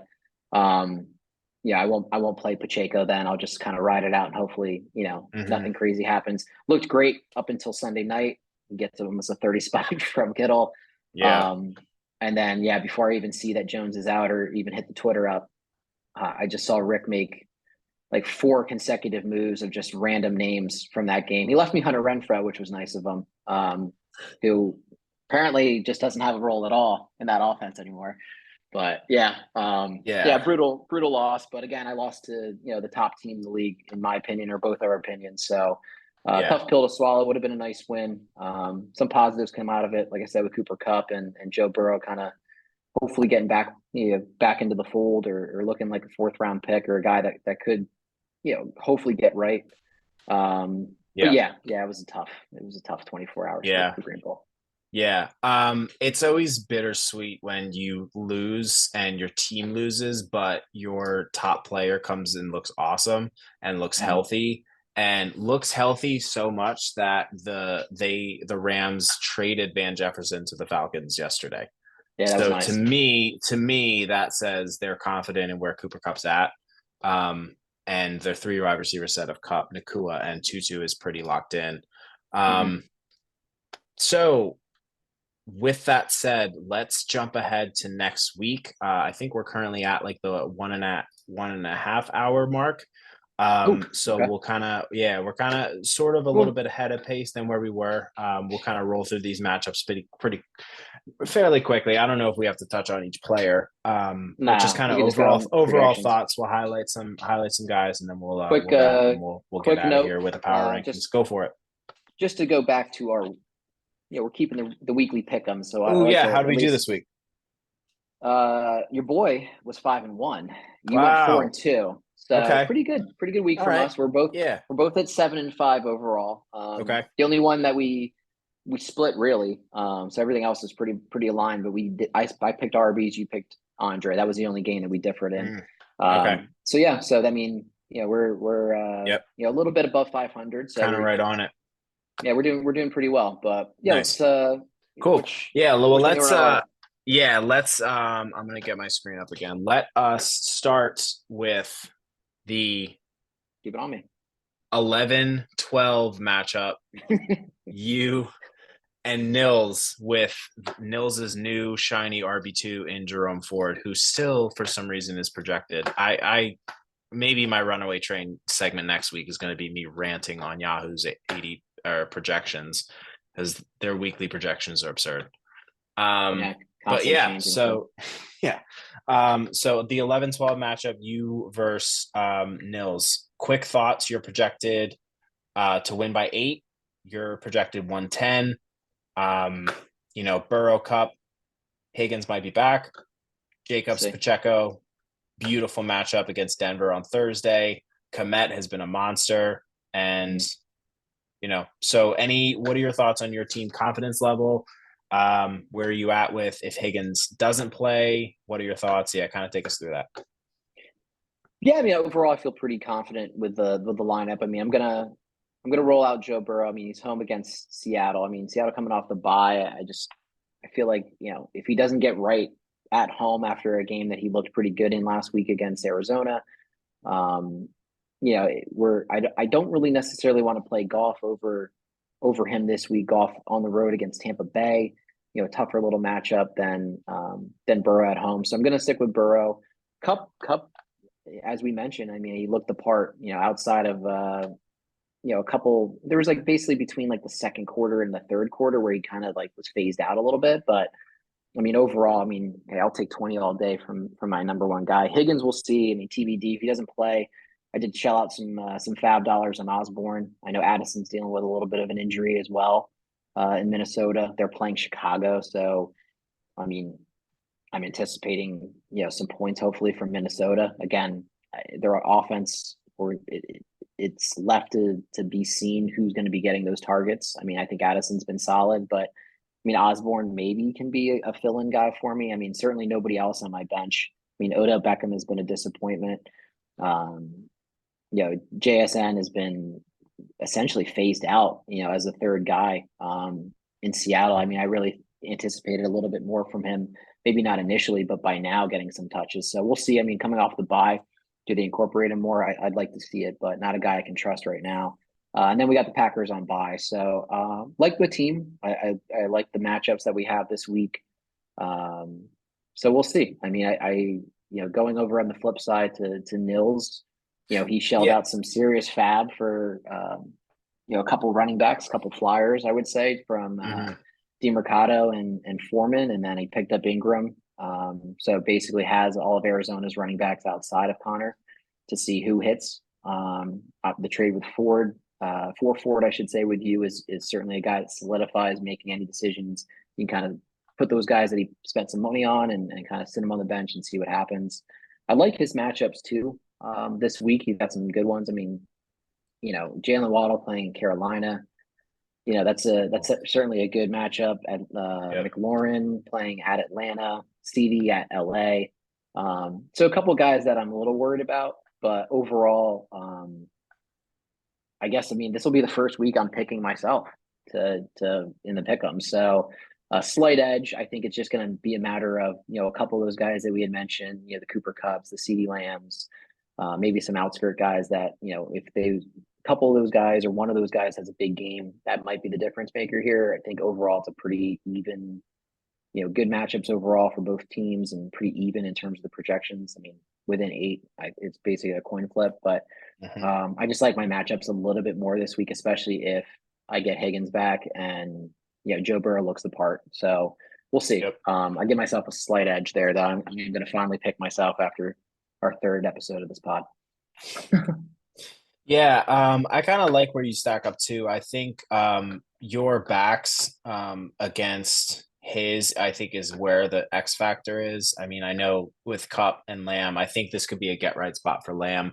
I think Waddle can get his. I mean, I know Tyreek, it's sort of coming in. Maybe we thought it might be a little bit more 1A, 1B. I think it's more like one, maybe a gap than two. But I still think Waddle can get loose. But yeah, I'm gonna pick you also. I think Cup, this could be like a hey, welcome back. I might be the number one receiver kind of rest of season in fantasy. I think Burrow against Seattle is I know their corners are playing a little bit better, but Burrow healthy, he can shred anyone. Let me ask you this: if Higgins sits, are you just sliding in Osborne then? Yeah, I think so. I mean, Reynolds will be an interesting maybe flyer. If I Mm, was going to play golf, I would definitely want to, kind of stack them. The whole yeah, Amon Ra St. Brown status will change that maybe if depending on what happens throughout the week. But I do think St. Brown, I think tentatively is supposed to be playing, yeah, or at least early on this. yeah. It's only Wednesday, I think but he should be back. yeah. So yeah, I think I would probably just slide in Osborne. Favorable matchup at Chicago, and kind of hope that he gets some target, a little pop in targets. I mean, he had 9 last week. Yeah, and you can In kind of terms of offset. targets. You can kind of offset his cousin's play too Exactly. that way. Yep. Yeah. Yep. So I mean, I figure, Yep. that would probably be the position. I mean, I'm hoping Higgins gets back, but with them being on bye in week 7, I would think they're going to err on the side of caution and probably sit Yeah. him because he has a broken Yep. rib. But Yeah. we'll see. Yeah. I think he Cool. sits also. If he plays, the thing for me too, if Higgins plays, I'm like, how much is he actually going to play? Like, is he going to play and then sit like he's done last year? You remember? Yep. I can't remember what happened the one game he was active and then like played like one snap and then didn't play the rest of the game. So yeah, I think that's a pretty solid play. I'm going to pick you as well. Um, All right. let's Cool. yeah. Let us we'll close with me and Logue's matchup. Let's go to Rick and Phil. So a 1v9 matchup, Rick is projected 118.9, so basically 119. Phil's projected around 110. Interesting. I know what stands out to me is obviously Phil getting Ken Walker back. I think this actually could be I know I've said it before. I think this is going to be a get right spot for Seattle, for Cincinnati. I think Seattle coming off a bye, coming cross country, kind of due for a letdown here. Um, don't really love the matchup with Madison in Chicago. Devontae, I think, is going to shred New England. I think it's a get back game. I think Kelsey has a chance to go off against Denver. Um, but and I do think just Josh Palmer has a legit chance to score or at least get like a 7 for 66 game or something like that. Take it for. I just think this matchup for Phil might be a little bit too much. It might be too high scoring just because I think Mahomes gets close to 35. I think Diggs against the Giants is going to get like 26. And then we're just looking down the list. Yeah. You know, so it's going to be tough. Like I think Kittle might come back down to earth, but I feel confident with Mahomes and Diggs and Puka, like you said, his top three. Swift against the Jets. Jets are actually pretty solid against running backs in terms of rushing. Now they've been gashed like receiving through the air. Jaleel McLaughlin showed that last week, but yeah, I think the Eagles Swift should be in a pretty decent spot, but I think they're going to run a lot. But yeah, I just think Rick's team is just projects better mostly than Phil, so I'm going to pick Rick. Yeah, I'm in agreement. There's really nothing to add on top of it. I mean, I do think Phil puts out a pretty nice team in terms of matchups, and you kind of touched on it. I was looking at that earlier. The Palmer flex play from. I do think that's a pretty solid play. He's been pretty good. Since that Mike Williams injury. I think what do you have? 14. Yeah, 14 and 10. Mm-hmm. Okay. Yeah, so he's been solid. So yeah, I mean, I do think Phil has a decent team to throw out there, but I mean, Rick's team right now just looks like a powerhouse. So, and based off of matchups that he has here, I don't see anything outside of maybe Kittle at Cleveland because that's probably a tougher game for to trust, I should say, San Francisco in terms of him, being a guy that might not necessarily get. Well, he's certainly not going. I don't think you're going to get 27. Maybe I'm wrong, but not a guy that I think is going to put up a crazy game there. But yeah, everything else looks great on paper. So I Yeah, think we're in agreement there. I'm going to go with Rick. cool. Potentially the game of the week in terms of projections, Great. at least. Yep. Anth coming off a 214-point week against Aaron and the Bandits. Did did Anthony pick up Purdy off waivers? Yeah, that was his move this week. Yeah, so he got Purdy off waivers. He dropped Daniel Jones for him, which Makes sense. I mean, yeah, it makes sense because considering his neck injury with Daniel Jones this week, and I think the whole aspect of Yeah. just at some point you just gotta get a kind of angry drop, some of those players that Yeah, you get off just my they're team. just that just bother you, on a week in and week out basis. So good play. I mean, Brock Purdy's been. I mean, he's in the MVP discussion, which is pretty amazing considering he was Mr. Irrelevant in the Yeah. draft. So yeah, I mean we'll see. He's playing matchups again at Cleveland. He's kind of going with the hot team in the NFL right now in terms of San Francisco being, I think, the clear number one team throughout the first 5 weeks. So I still think that's a kind of an interesting, at Cleveland, weird game. Mhm. Weather could be a little odd there too. I mean, I know, on the East Coast we're supposed to get a ton of rain this week, so I don't know if that affects them up there, but so we'll see. We'll see how that matchup plays out for Anthony. But kind of running down the rest of his team, the only guy that I see that's having like kind of a tough matchup, if you even want to call it that, would be maybe Brees. You might be able to dive in a little deeper being a Jets fan, but that D Yeah. line in Philly's tough. I mean, I do think he's still going to get the touches and still going to get the runs, but that game might be a tough one say that Brees is going to be in a good spot just based on matchups for Anthony's team. Yeah. And then like kind of looking across it, I mean, I like now Olave injury is going to be interesting. In terms of what does he do if Olave sits? He's got a couple flyers on his bench in terms of what Aaron and the Bandits do, but not a lot of guys you can rely on. I mean, I guess he might consider playing a running back there in his flex and slot Ridley up. Or maybe This is Curtis a tough one. Samuel, I guess. Yeah, Curtis Samuel's been consistent at least. Yeah, this Yeah. is I would build this to your point as probably even based off the projections, but even just in general, I think this is could be a high point total for both teams.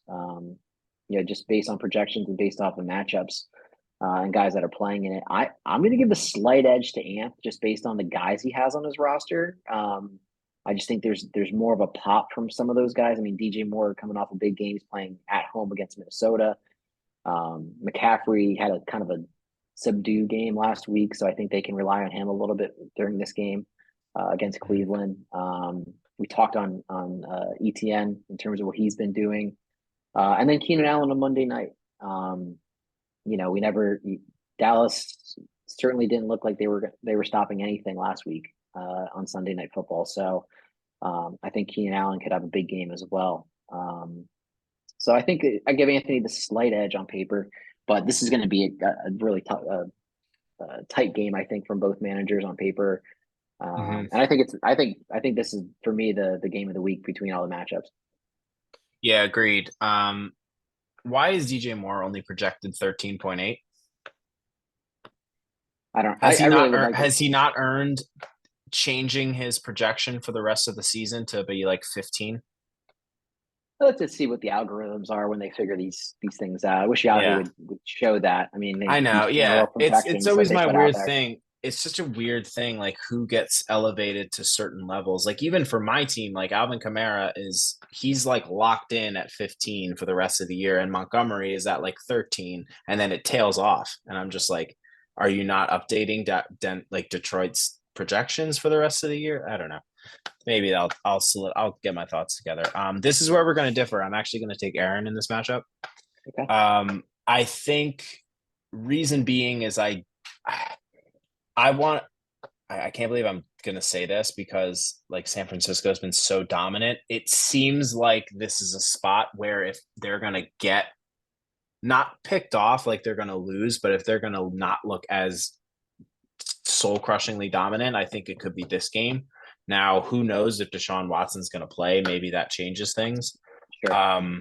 But if Watson plays, I think it could be ugly enough where they win like 23-10 and their defense just dominates, and McCaffrey maybe doesn't get a lot through the air, maybe gets like 17 to 18. Purdy maybe settles in at like 15.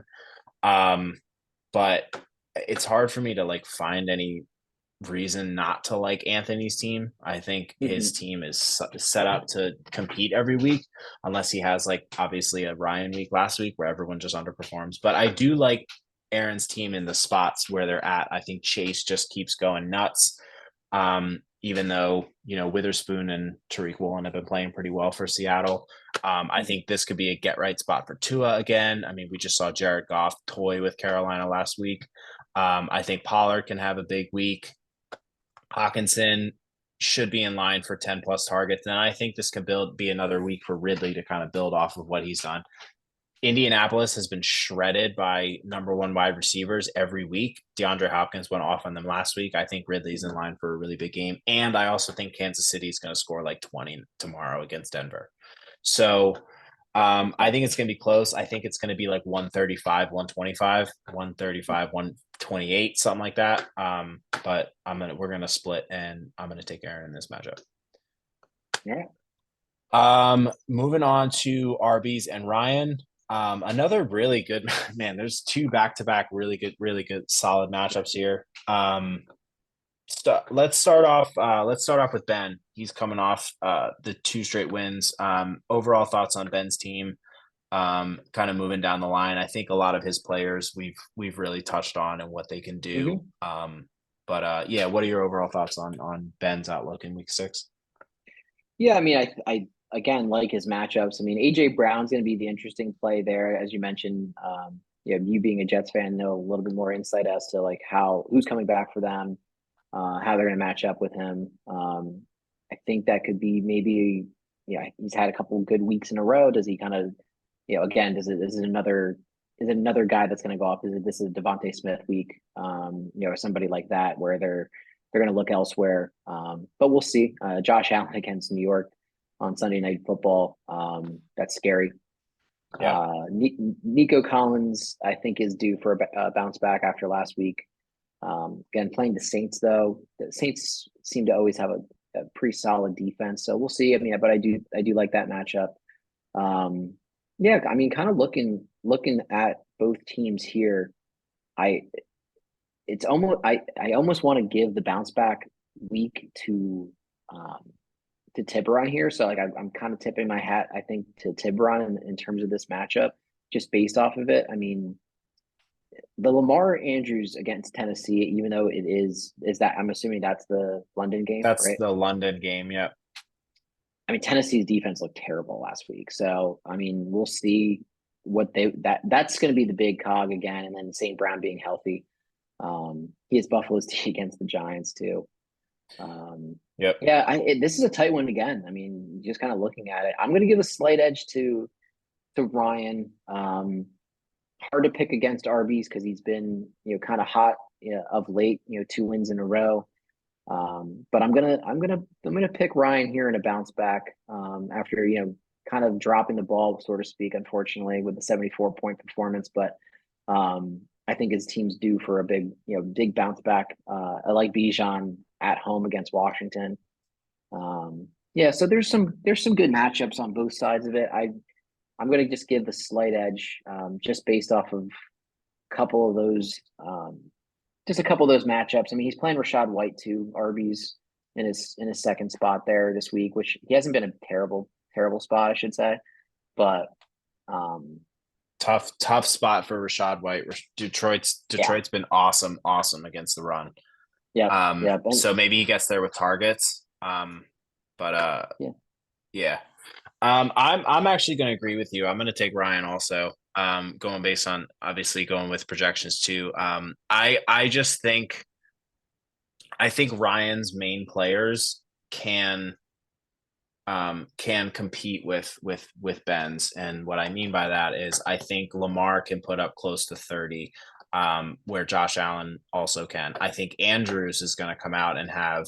I mean, I think he's going to have a field day with Tennessee's secondary. I think Bijan goes nuts and has his season high this week. Mhm. I think Washington coming off the embarrassing loss and then traveling to Atlanta to on the carpet to face, Bijan and their rushing offense. I think and then Washington does have a pretty stout defensive line, but Atlanta probably has top 5 offensive line, and I think Bijan is just going to go nuts with the amount of volume he's going to get through the air. Amon-Ra St. Brown being back, steady targets, and I think Michael Pittman against Jacksonville, even with Minshew, should be able to get there. And maybe this is an Ayuk week again. He's been maybe it's like a coming out week for Ayuk, but I like Ryan's spot and the ebbs and flows of fantasy. I think it could be a tougher spot than what it is on paper, for some of Ben's guys.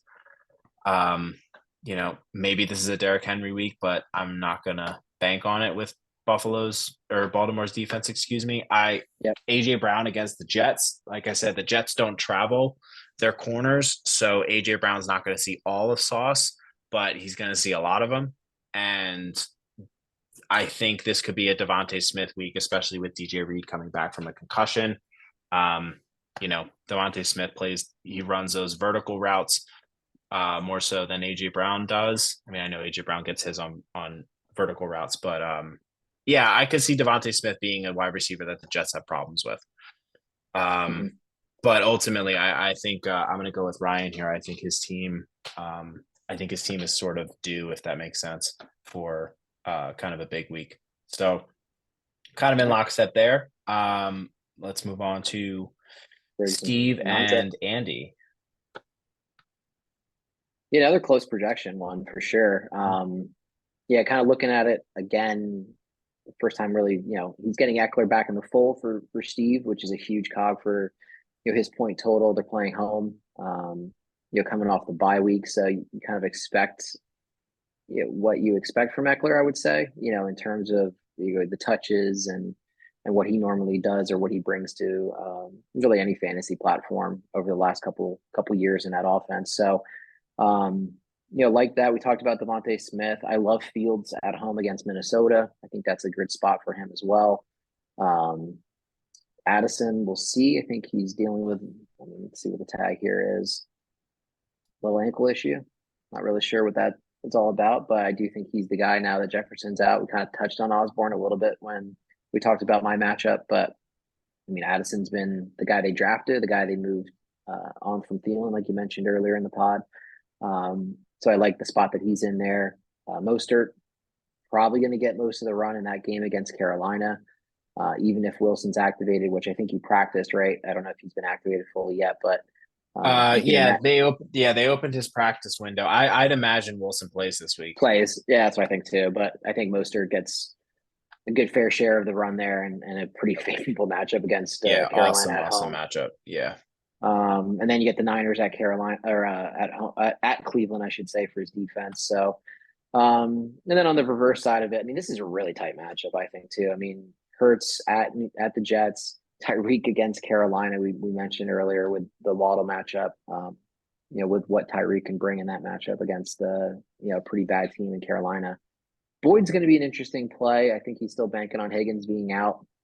Yep. And again, kind of looking at his roster, I mean, doesn't necessarily have another guy that he can play there right now. Rashee Rice, maybe. I mean, he's been kind of solid. Kind of disappointed that I dropped him. Yeah, he would have to play him on Thursday night. Yeah, Yeah, so not a lot of not depth in sure. his wide receiver options for Dre, I should say. Fortunately, so that's definitely a weakness. Kind of looking at the overall Yep. roster, but yeah, Jonathan Taylor.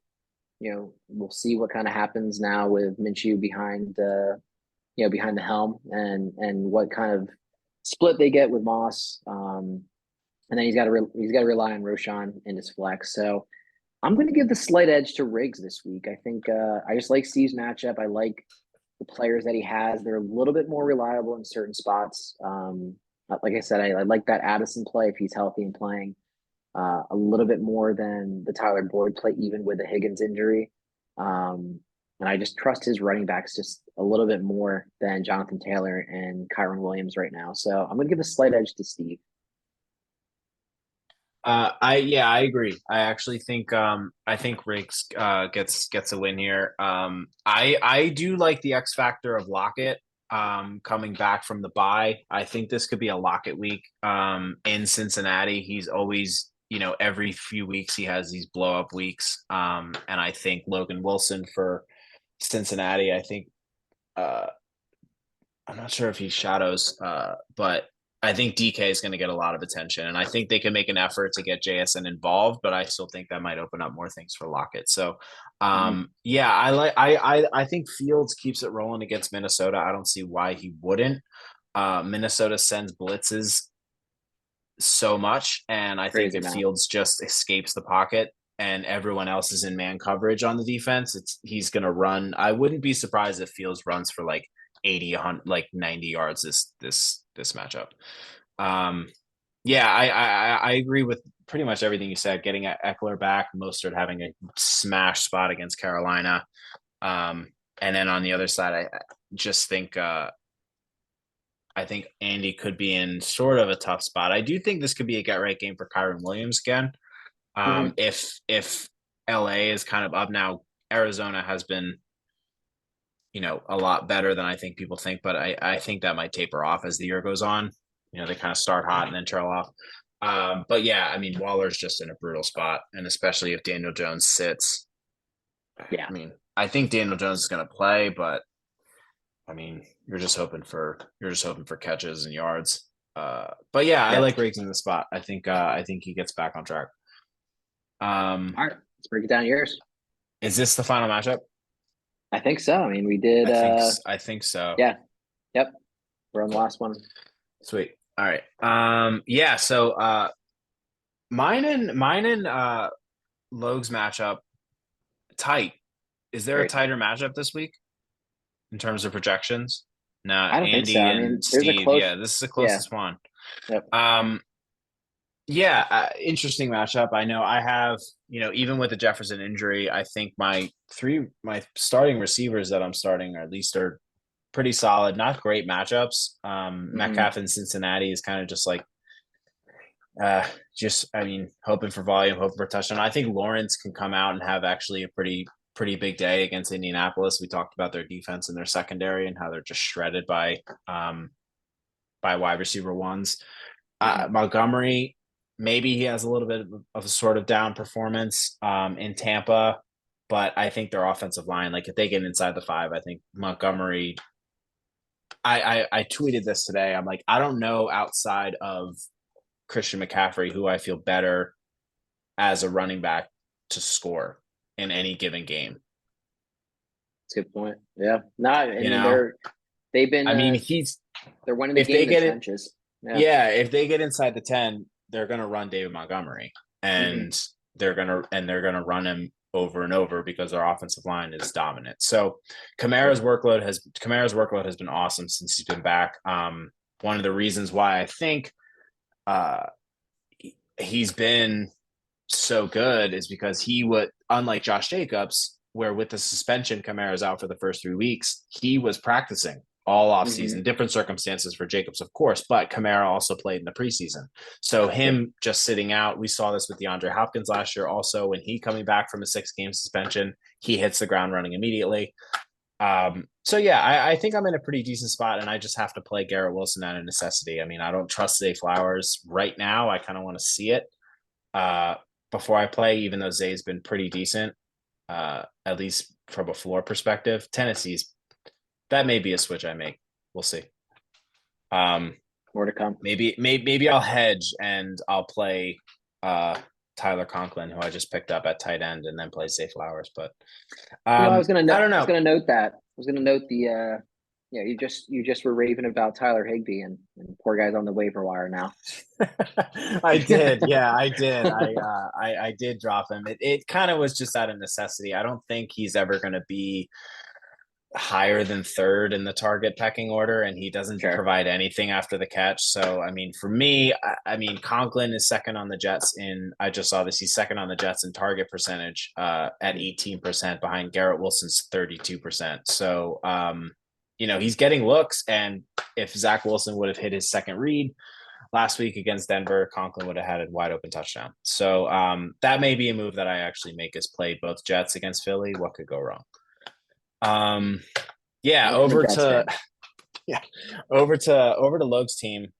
You want to roll through Logue's Sure. team and kind of give your thoughts on it? Yeah, so he gets Herbert, big weapon, obviously, that we kind of touched on, back into the fold.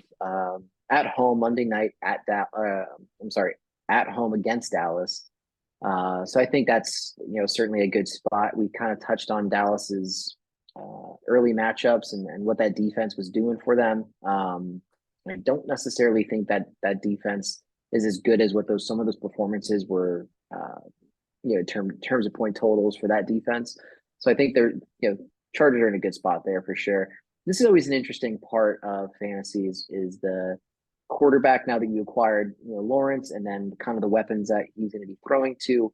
He has Christian Kirk and Evan Ingram. So you kind of, I Mm. guess, favor the receivers or the tight ends, I guess, in this point, just based off of what they get for a catch and stuff like that. In terms of negating some of what Trevor Lawrence might bring to the table. But again, there's other guys there in terms of ETN and I think St. Jones is still banged up. I don't know if he's going to be back this week.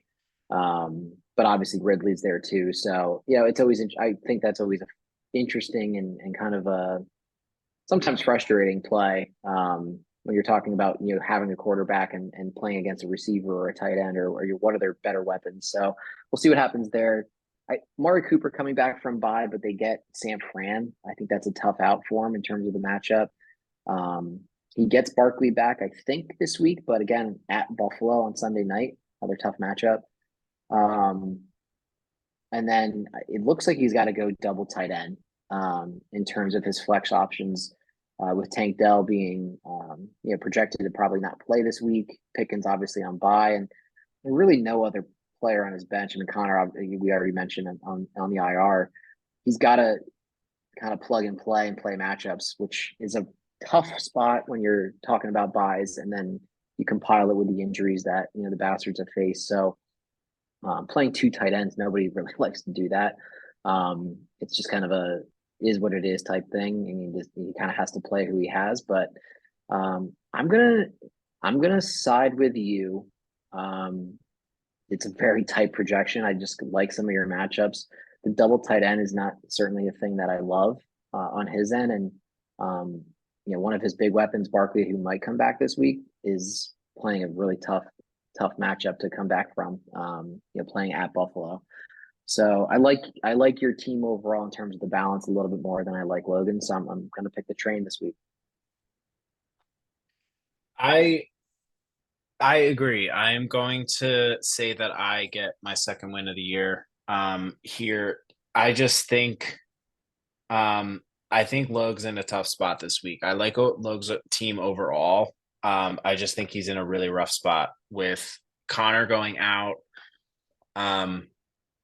Saquon coming back, even if Saquon plays, I mean, who knows? Mm-hmm. I'd imagine Saquon plays, but I mean, crazy tough matchup. Yeah, bad matchup, bad spot. It's gonna be, I mean, Sunday night in Buffalo. Like, I don't know what kind of shape he's gonna be in. I just think I do think Herbert though can against Dallas. I think can come out and throw for like 3 touchdowns. But again, like you said, with Lawrence, him having Kirk and Ingram, if they go off, Lawrence is going to get get his. Yeah, so I do have that kind of correlation there. But yeah, I think I get my second win of the year, kind of keep it rolling, and hopefully get back to 2-4 and back into the mix. So,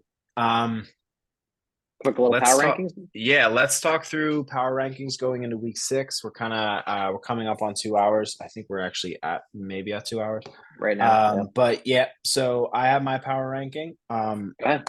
Lead it off, Dave. So I'll kick it off. We have the same number 1. We both have Rick, correct? Yep, that's correct. Yep. I think not a lot needs to be said. I think Rick overall has the best team top to bottom, like you said. Having everyone that he has, the floor that he has is really high. And then obviously he can have those big weeks in the 130s and the 140s that kind of should lead to a win. So for me, number 2 in the power rankings, I actually have Arby's. Okay. It's a little, and I'll do 2 and 3. So I have Arby's at 2 and I have Anthony at 3. So even though Anthony had the monster week last week, Ben, I think to me, his roster top to bottom just I think looks a little bit better. And I know he has Josh Allen. So for me, having Anthony having Purdy and maybe Sam Howell and streaming, he's basically streaming quarterbacks. I feel a little bit better about Josh Allen leading than a streaming quarterback. But Anthony's team, I mean, he's right there. He leads the league in points, and his team is loaded and has a massive ceiling every week. So, who do you have at 2 and 3? I just reversed them. I got Anthony by slight edge. That was a tough one. I mean, I think the top 3 are pretty solidified. I would say. I think those are the top 3 in the league. I think that's where we talk about the tiers. I think Rick he wins 4 in a row, and based off of his roster, how can you not? He's sitting at 4-1. So I think the first spot in the power rankings, I think was a no brainer. This is this you can kind of toss around because I think Anthony's team outside of the quarterback might be a little bit better, just top to bottom. But to your point, Josh Allen having the number 1 quarterback on Arby's team, kind of makes up for a little bit maybe what he's lacking in some of like the RB spots. As his receivers are still really good. So yeah, you can kind of flip flop them, but that's what I did. I have Anthony at 2. I have Arby's at 3. All right. At number 4, I have Tiburon. I think I just like Ryan's team top to bottom. I know he's kind of he had the down week last week. I know he's in fifth behind Andy. But putting up 74, I just think our thought of Ryan's team, if he put up 94, just even, 20 points more, even though he's less than 100, I think he's around the 600 mark points for. I think our view of his team looks a little bit different. And I think top to bottom, we haven't seen necessarily his team's ceiling yet. So for me, that's why I have Ryan at 4, and I think like having Lamar is Lamar hasn't even. I mean, he's still in his 5th game in this Mhm. offense, so I think they're just gonna keep rolling and getting better. And they don't have a bye until week 13, so I think that gives them a really good chance to like start Mhm. stacking it and starting to get familiar with the offense. So I have Ryan at 4. Who do you have at 5? I have I have Aaron at 5. Oh, this is a big okay. Because I was gonna say I have. I'll go with my 4 spot and 5 Yeah. spot. I guess we'll touch on it. I got Andre at 4. Okay. Not necessarily going through it. I mean, again, these are 4 through Tight. 7, 4 through Yeah. 8. Were kind of 4 through 8 is interchangeable. tough. Yeah. Um, and I've kind of flip flopped. I've crossed out a couple times, like before we even got on. But I Hmm. have Andy at 4. I think he has some heavy hitters on that roster that we mentioned. Um, and then to he's getting Jonathan Taylor in the fold. Chan is going to come back in a couple weeks. I don't think it was too significant of an injury to keep him out more than that IR, designation, I should say. Yeah. Um, but I mean, obviously a big hole to fill. But he also has Deontay Johnson coming back after this Yep. week Yep. to kind of fill in that flex, or I'm sorry, that wide receiver 2 spot that we kind of touched on this week. Playing Tyler Boyd again and kind of just taking what he can from hopefully an injury for his sake that Higgins sits again.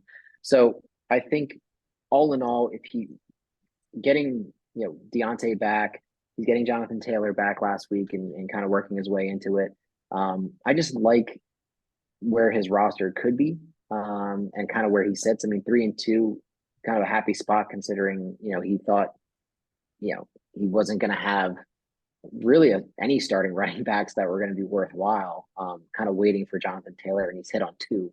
Unfortunately, losing Hmm. 1 this week, but yeah, I had him at 4, and I had Tiburon at 5. You kind of touched on a lot of what I think about Tiburon's team. Been a big fan of what he did in the draft, as I've noted a couple times, throughout the pods. But he's got a really solid roster from top to bottom. Um, and I'm not anticipating dud weeks from Lamar Jackson too often, and I think that's really what led to the downfall of him losing this week to Logue. So, and I didn't really like that bye week either. So that solidifies your quarterback and your tight end spot, Yep. for essentially until the playoffs, before the playoffs. So I mean that's a huge factor that you don't have to really necessarily worry about, and just kind of focusing in on your flex players, your wide receivers and your running backs. So I had that 4 and 5. Go ahead with, I think you said Aaron at 5. You had him. Yeah, I have Aaron at 5. I He does have work to do in his RB2 spot, but everything else, I think, and I know we said my questions about Olave, but I think having, Tua, Chase, Ridley, Pollard is to me on paper as good as anyone's top 4 in the league, in terms of what they can do for you.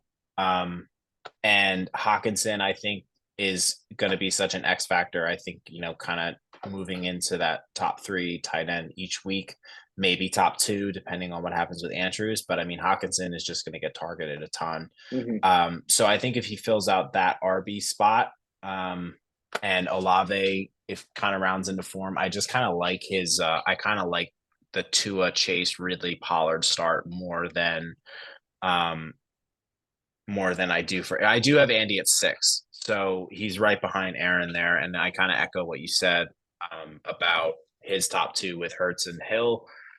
I just like, I think, Aaron's team top to bottom more than I do Andy's, just because Andy's team losing Achan, there's a little bit more questions Mm-hmm. with what he's going to do, and a little bit more is in flux. Like, I know Kyron Williams was a monster, but the shine kind of came off a little bit this week. Who knows what Jonathan Taylor's workload is going to look like? I do think Andy's team though is gonna be there toward the end in terms of never gonna bottom out, knock on wood. So you got Dre at 6, you said, right? I have Andy at 6. Yeah, I got the Bandits at 6. So okay, we're Okay. the top. Yeah, we're Our pretty top much in 6 are lockstep. Yeah, yeah, yeah. shuffled. Yeah, Yep, yep. yep. So I feel like the next two we're gonna have in some order. I have Steve at 7, and then I have Logue at 8. Yeah, they're locked in there. Yep, Okay. yep. So this was a tough Yeah. one. I mean, I think the Bastards, as we mentioned, kind of a little bit um, during the matchups for Week 6. I do think they're. I mean, the guy again is snake bitten. You know, nobody projects injuries. You know, you kind of look at your team and your roster when you draft them, and you know, he went running back heavy, and then he kind of we thought reached on his boy Justin Herbert, what turned out to be a great pick in the 3rd round. So losing Connor, which was you know kind of a steady cog for him in the running back committee that he had after losing Chubb, hurts big time. I think. You know, just trying to figure out who he's going to play there, especially with Saquon being on a bad team, and not knowing what that offense is going to look like on a week to week basis. Now, hopefully, he gets him back, so at least you know who you're playing. But I just like Race's team. We kind of touched on it. He's kind of been sliding since we ranked him as number 1 when he was the leader in the clubhouse, so to speak. But he gets Eckler back this week, so we're really going to be able to finally see what his team's about. With everybody there and kind of see, you know, what that offense, what his team, I should say, puts up on a week to week basis with this 1st round pick.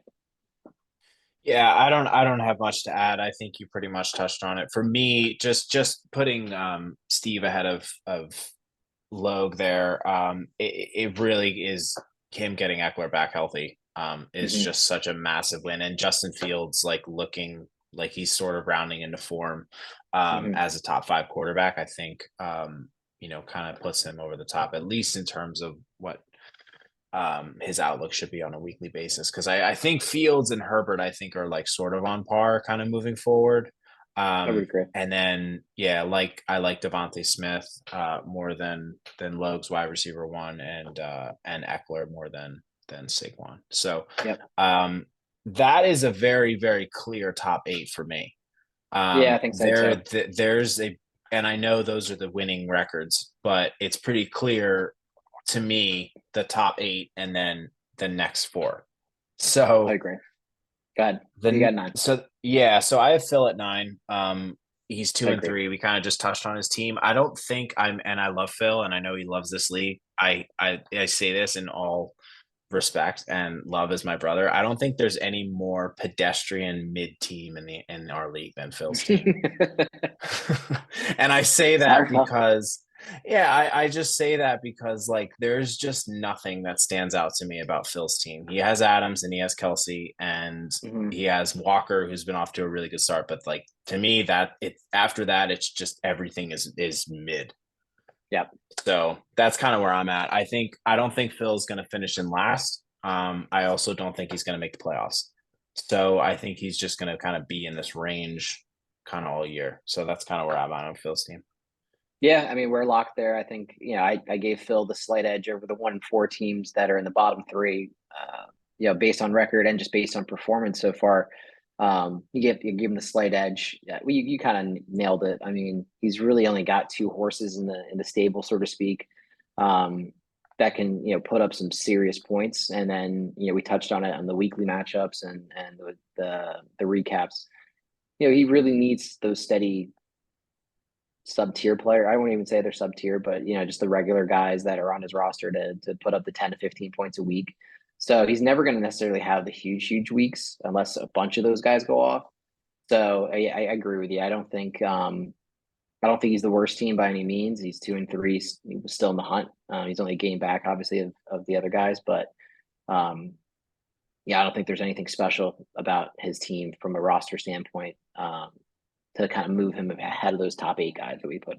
Yeah, and Kelsey, in fairness, like he hasn't looked like it so far.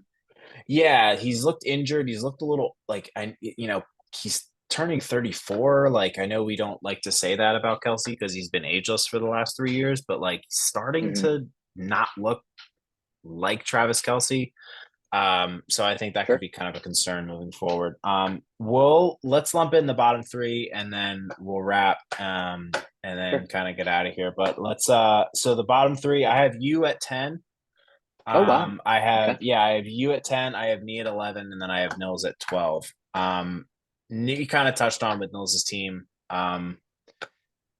Don't think he's dead.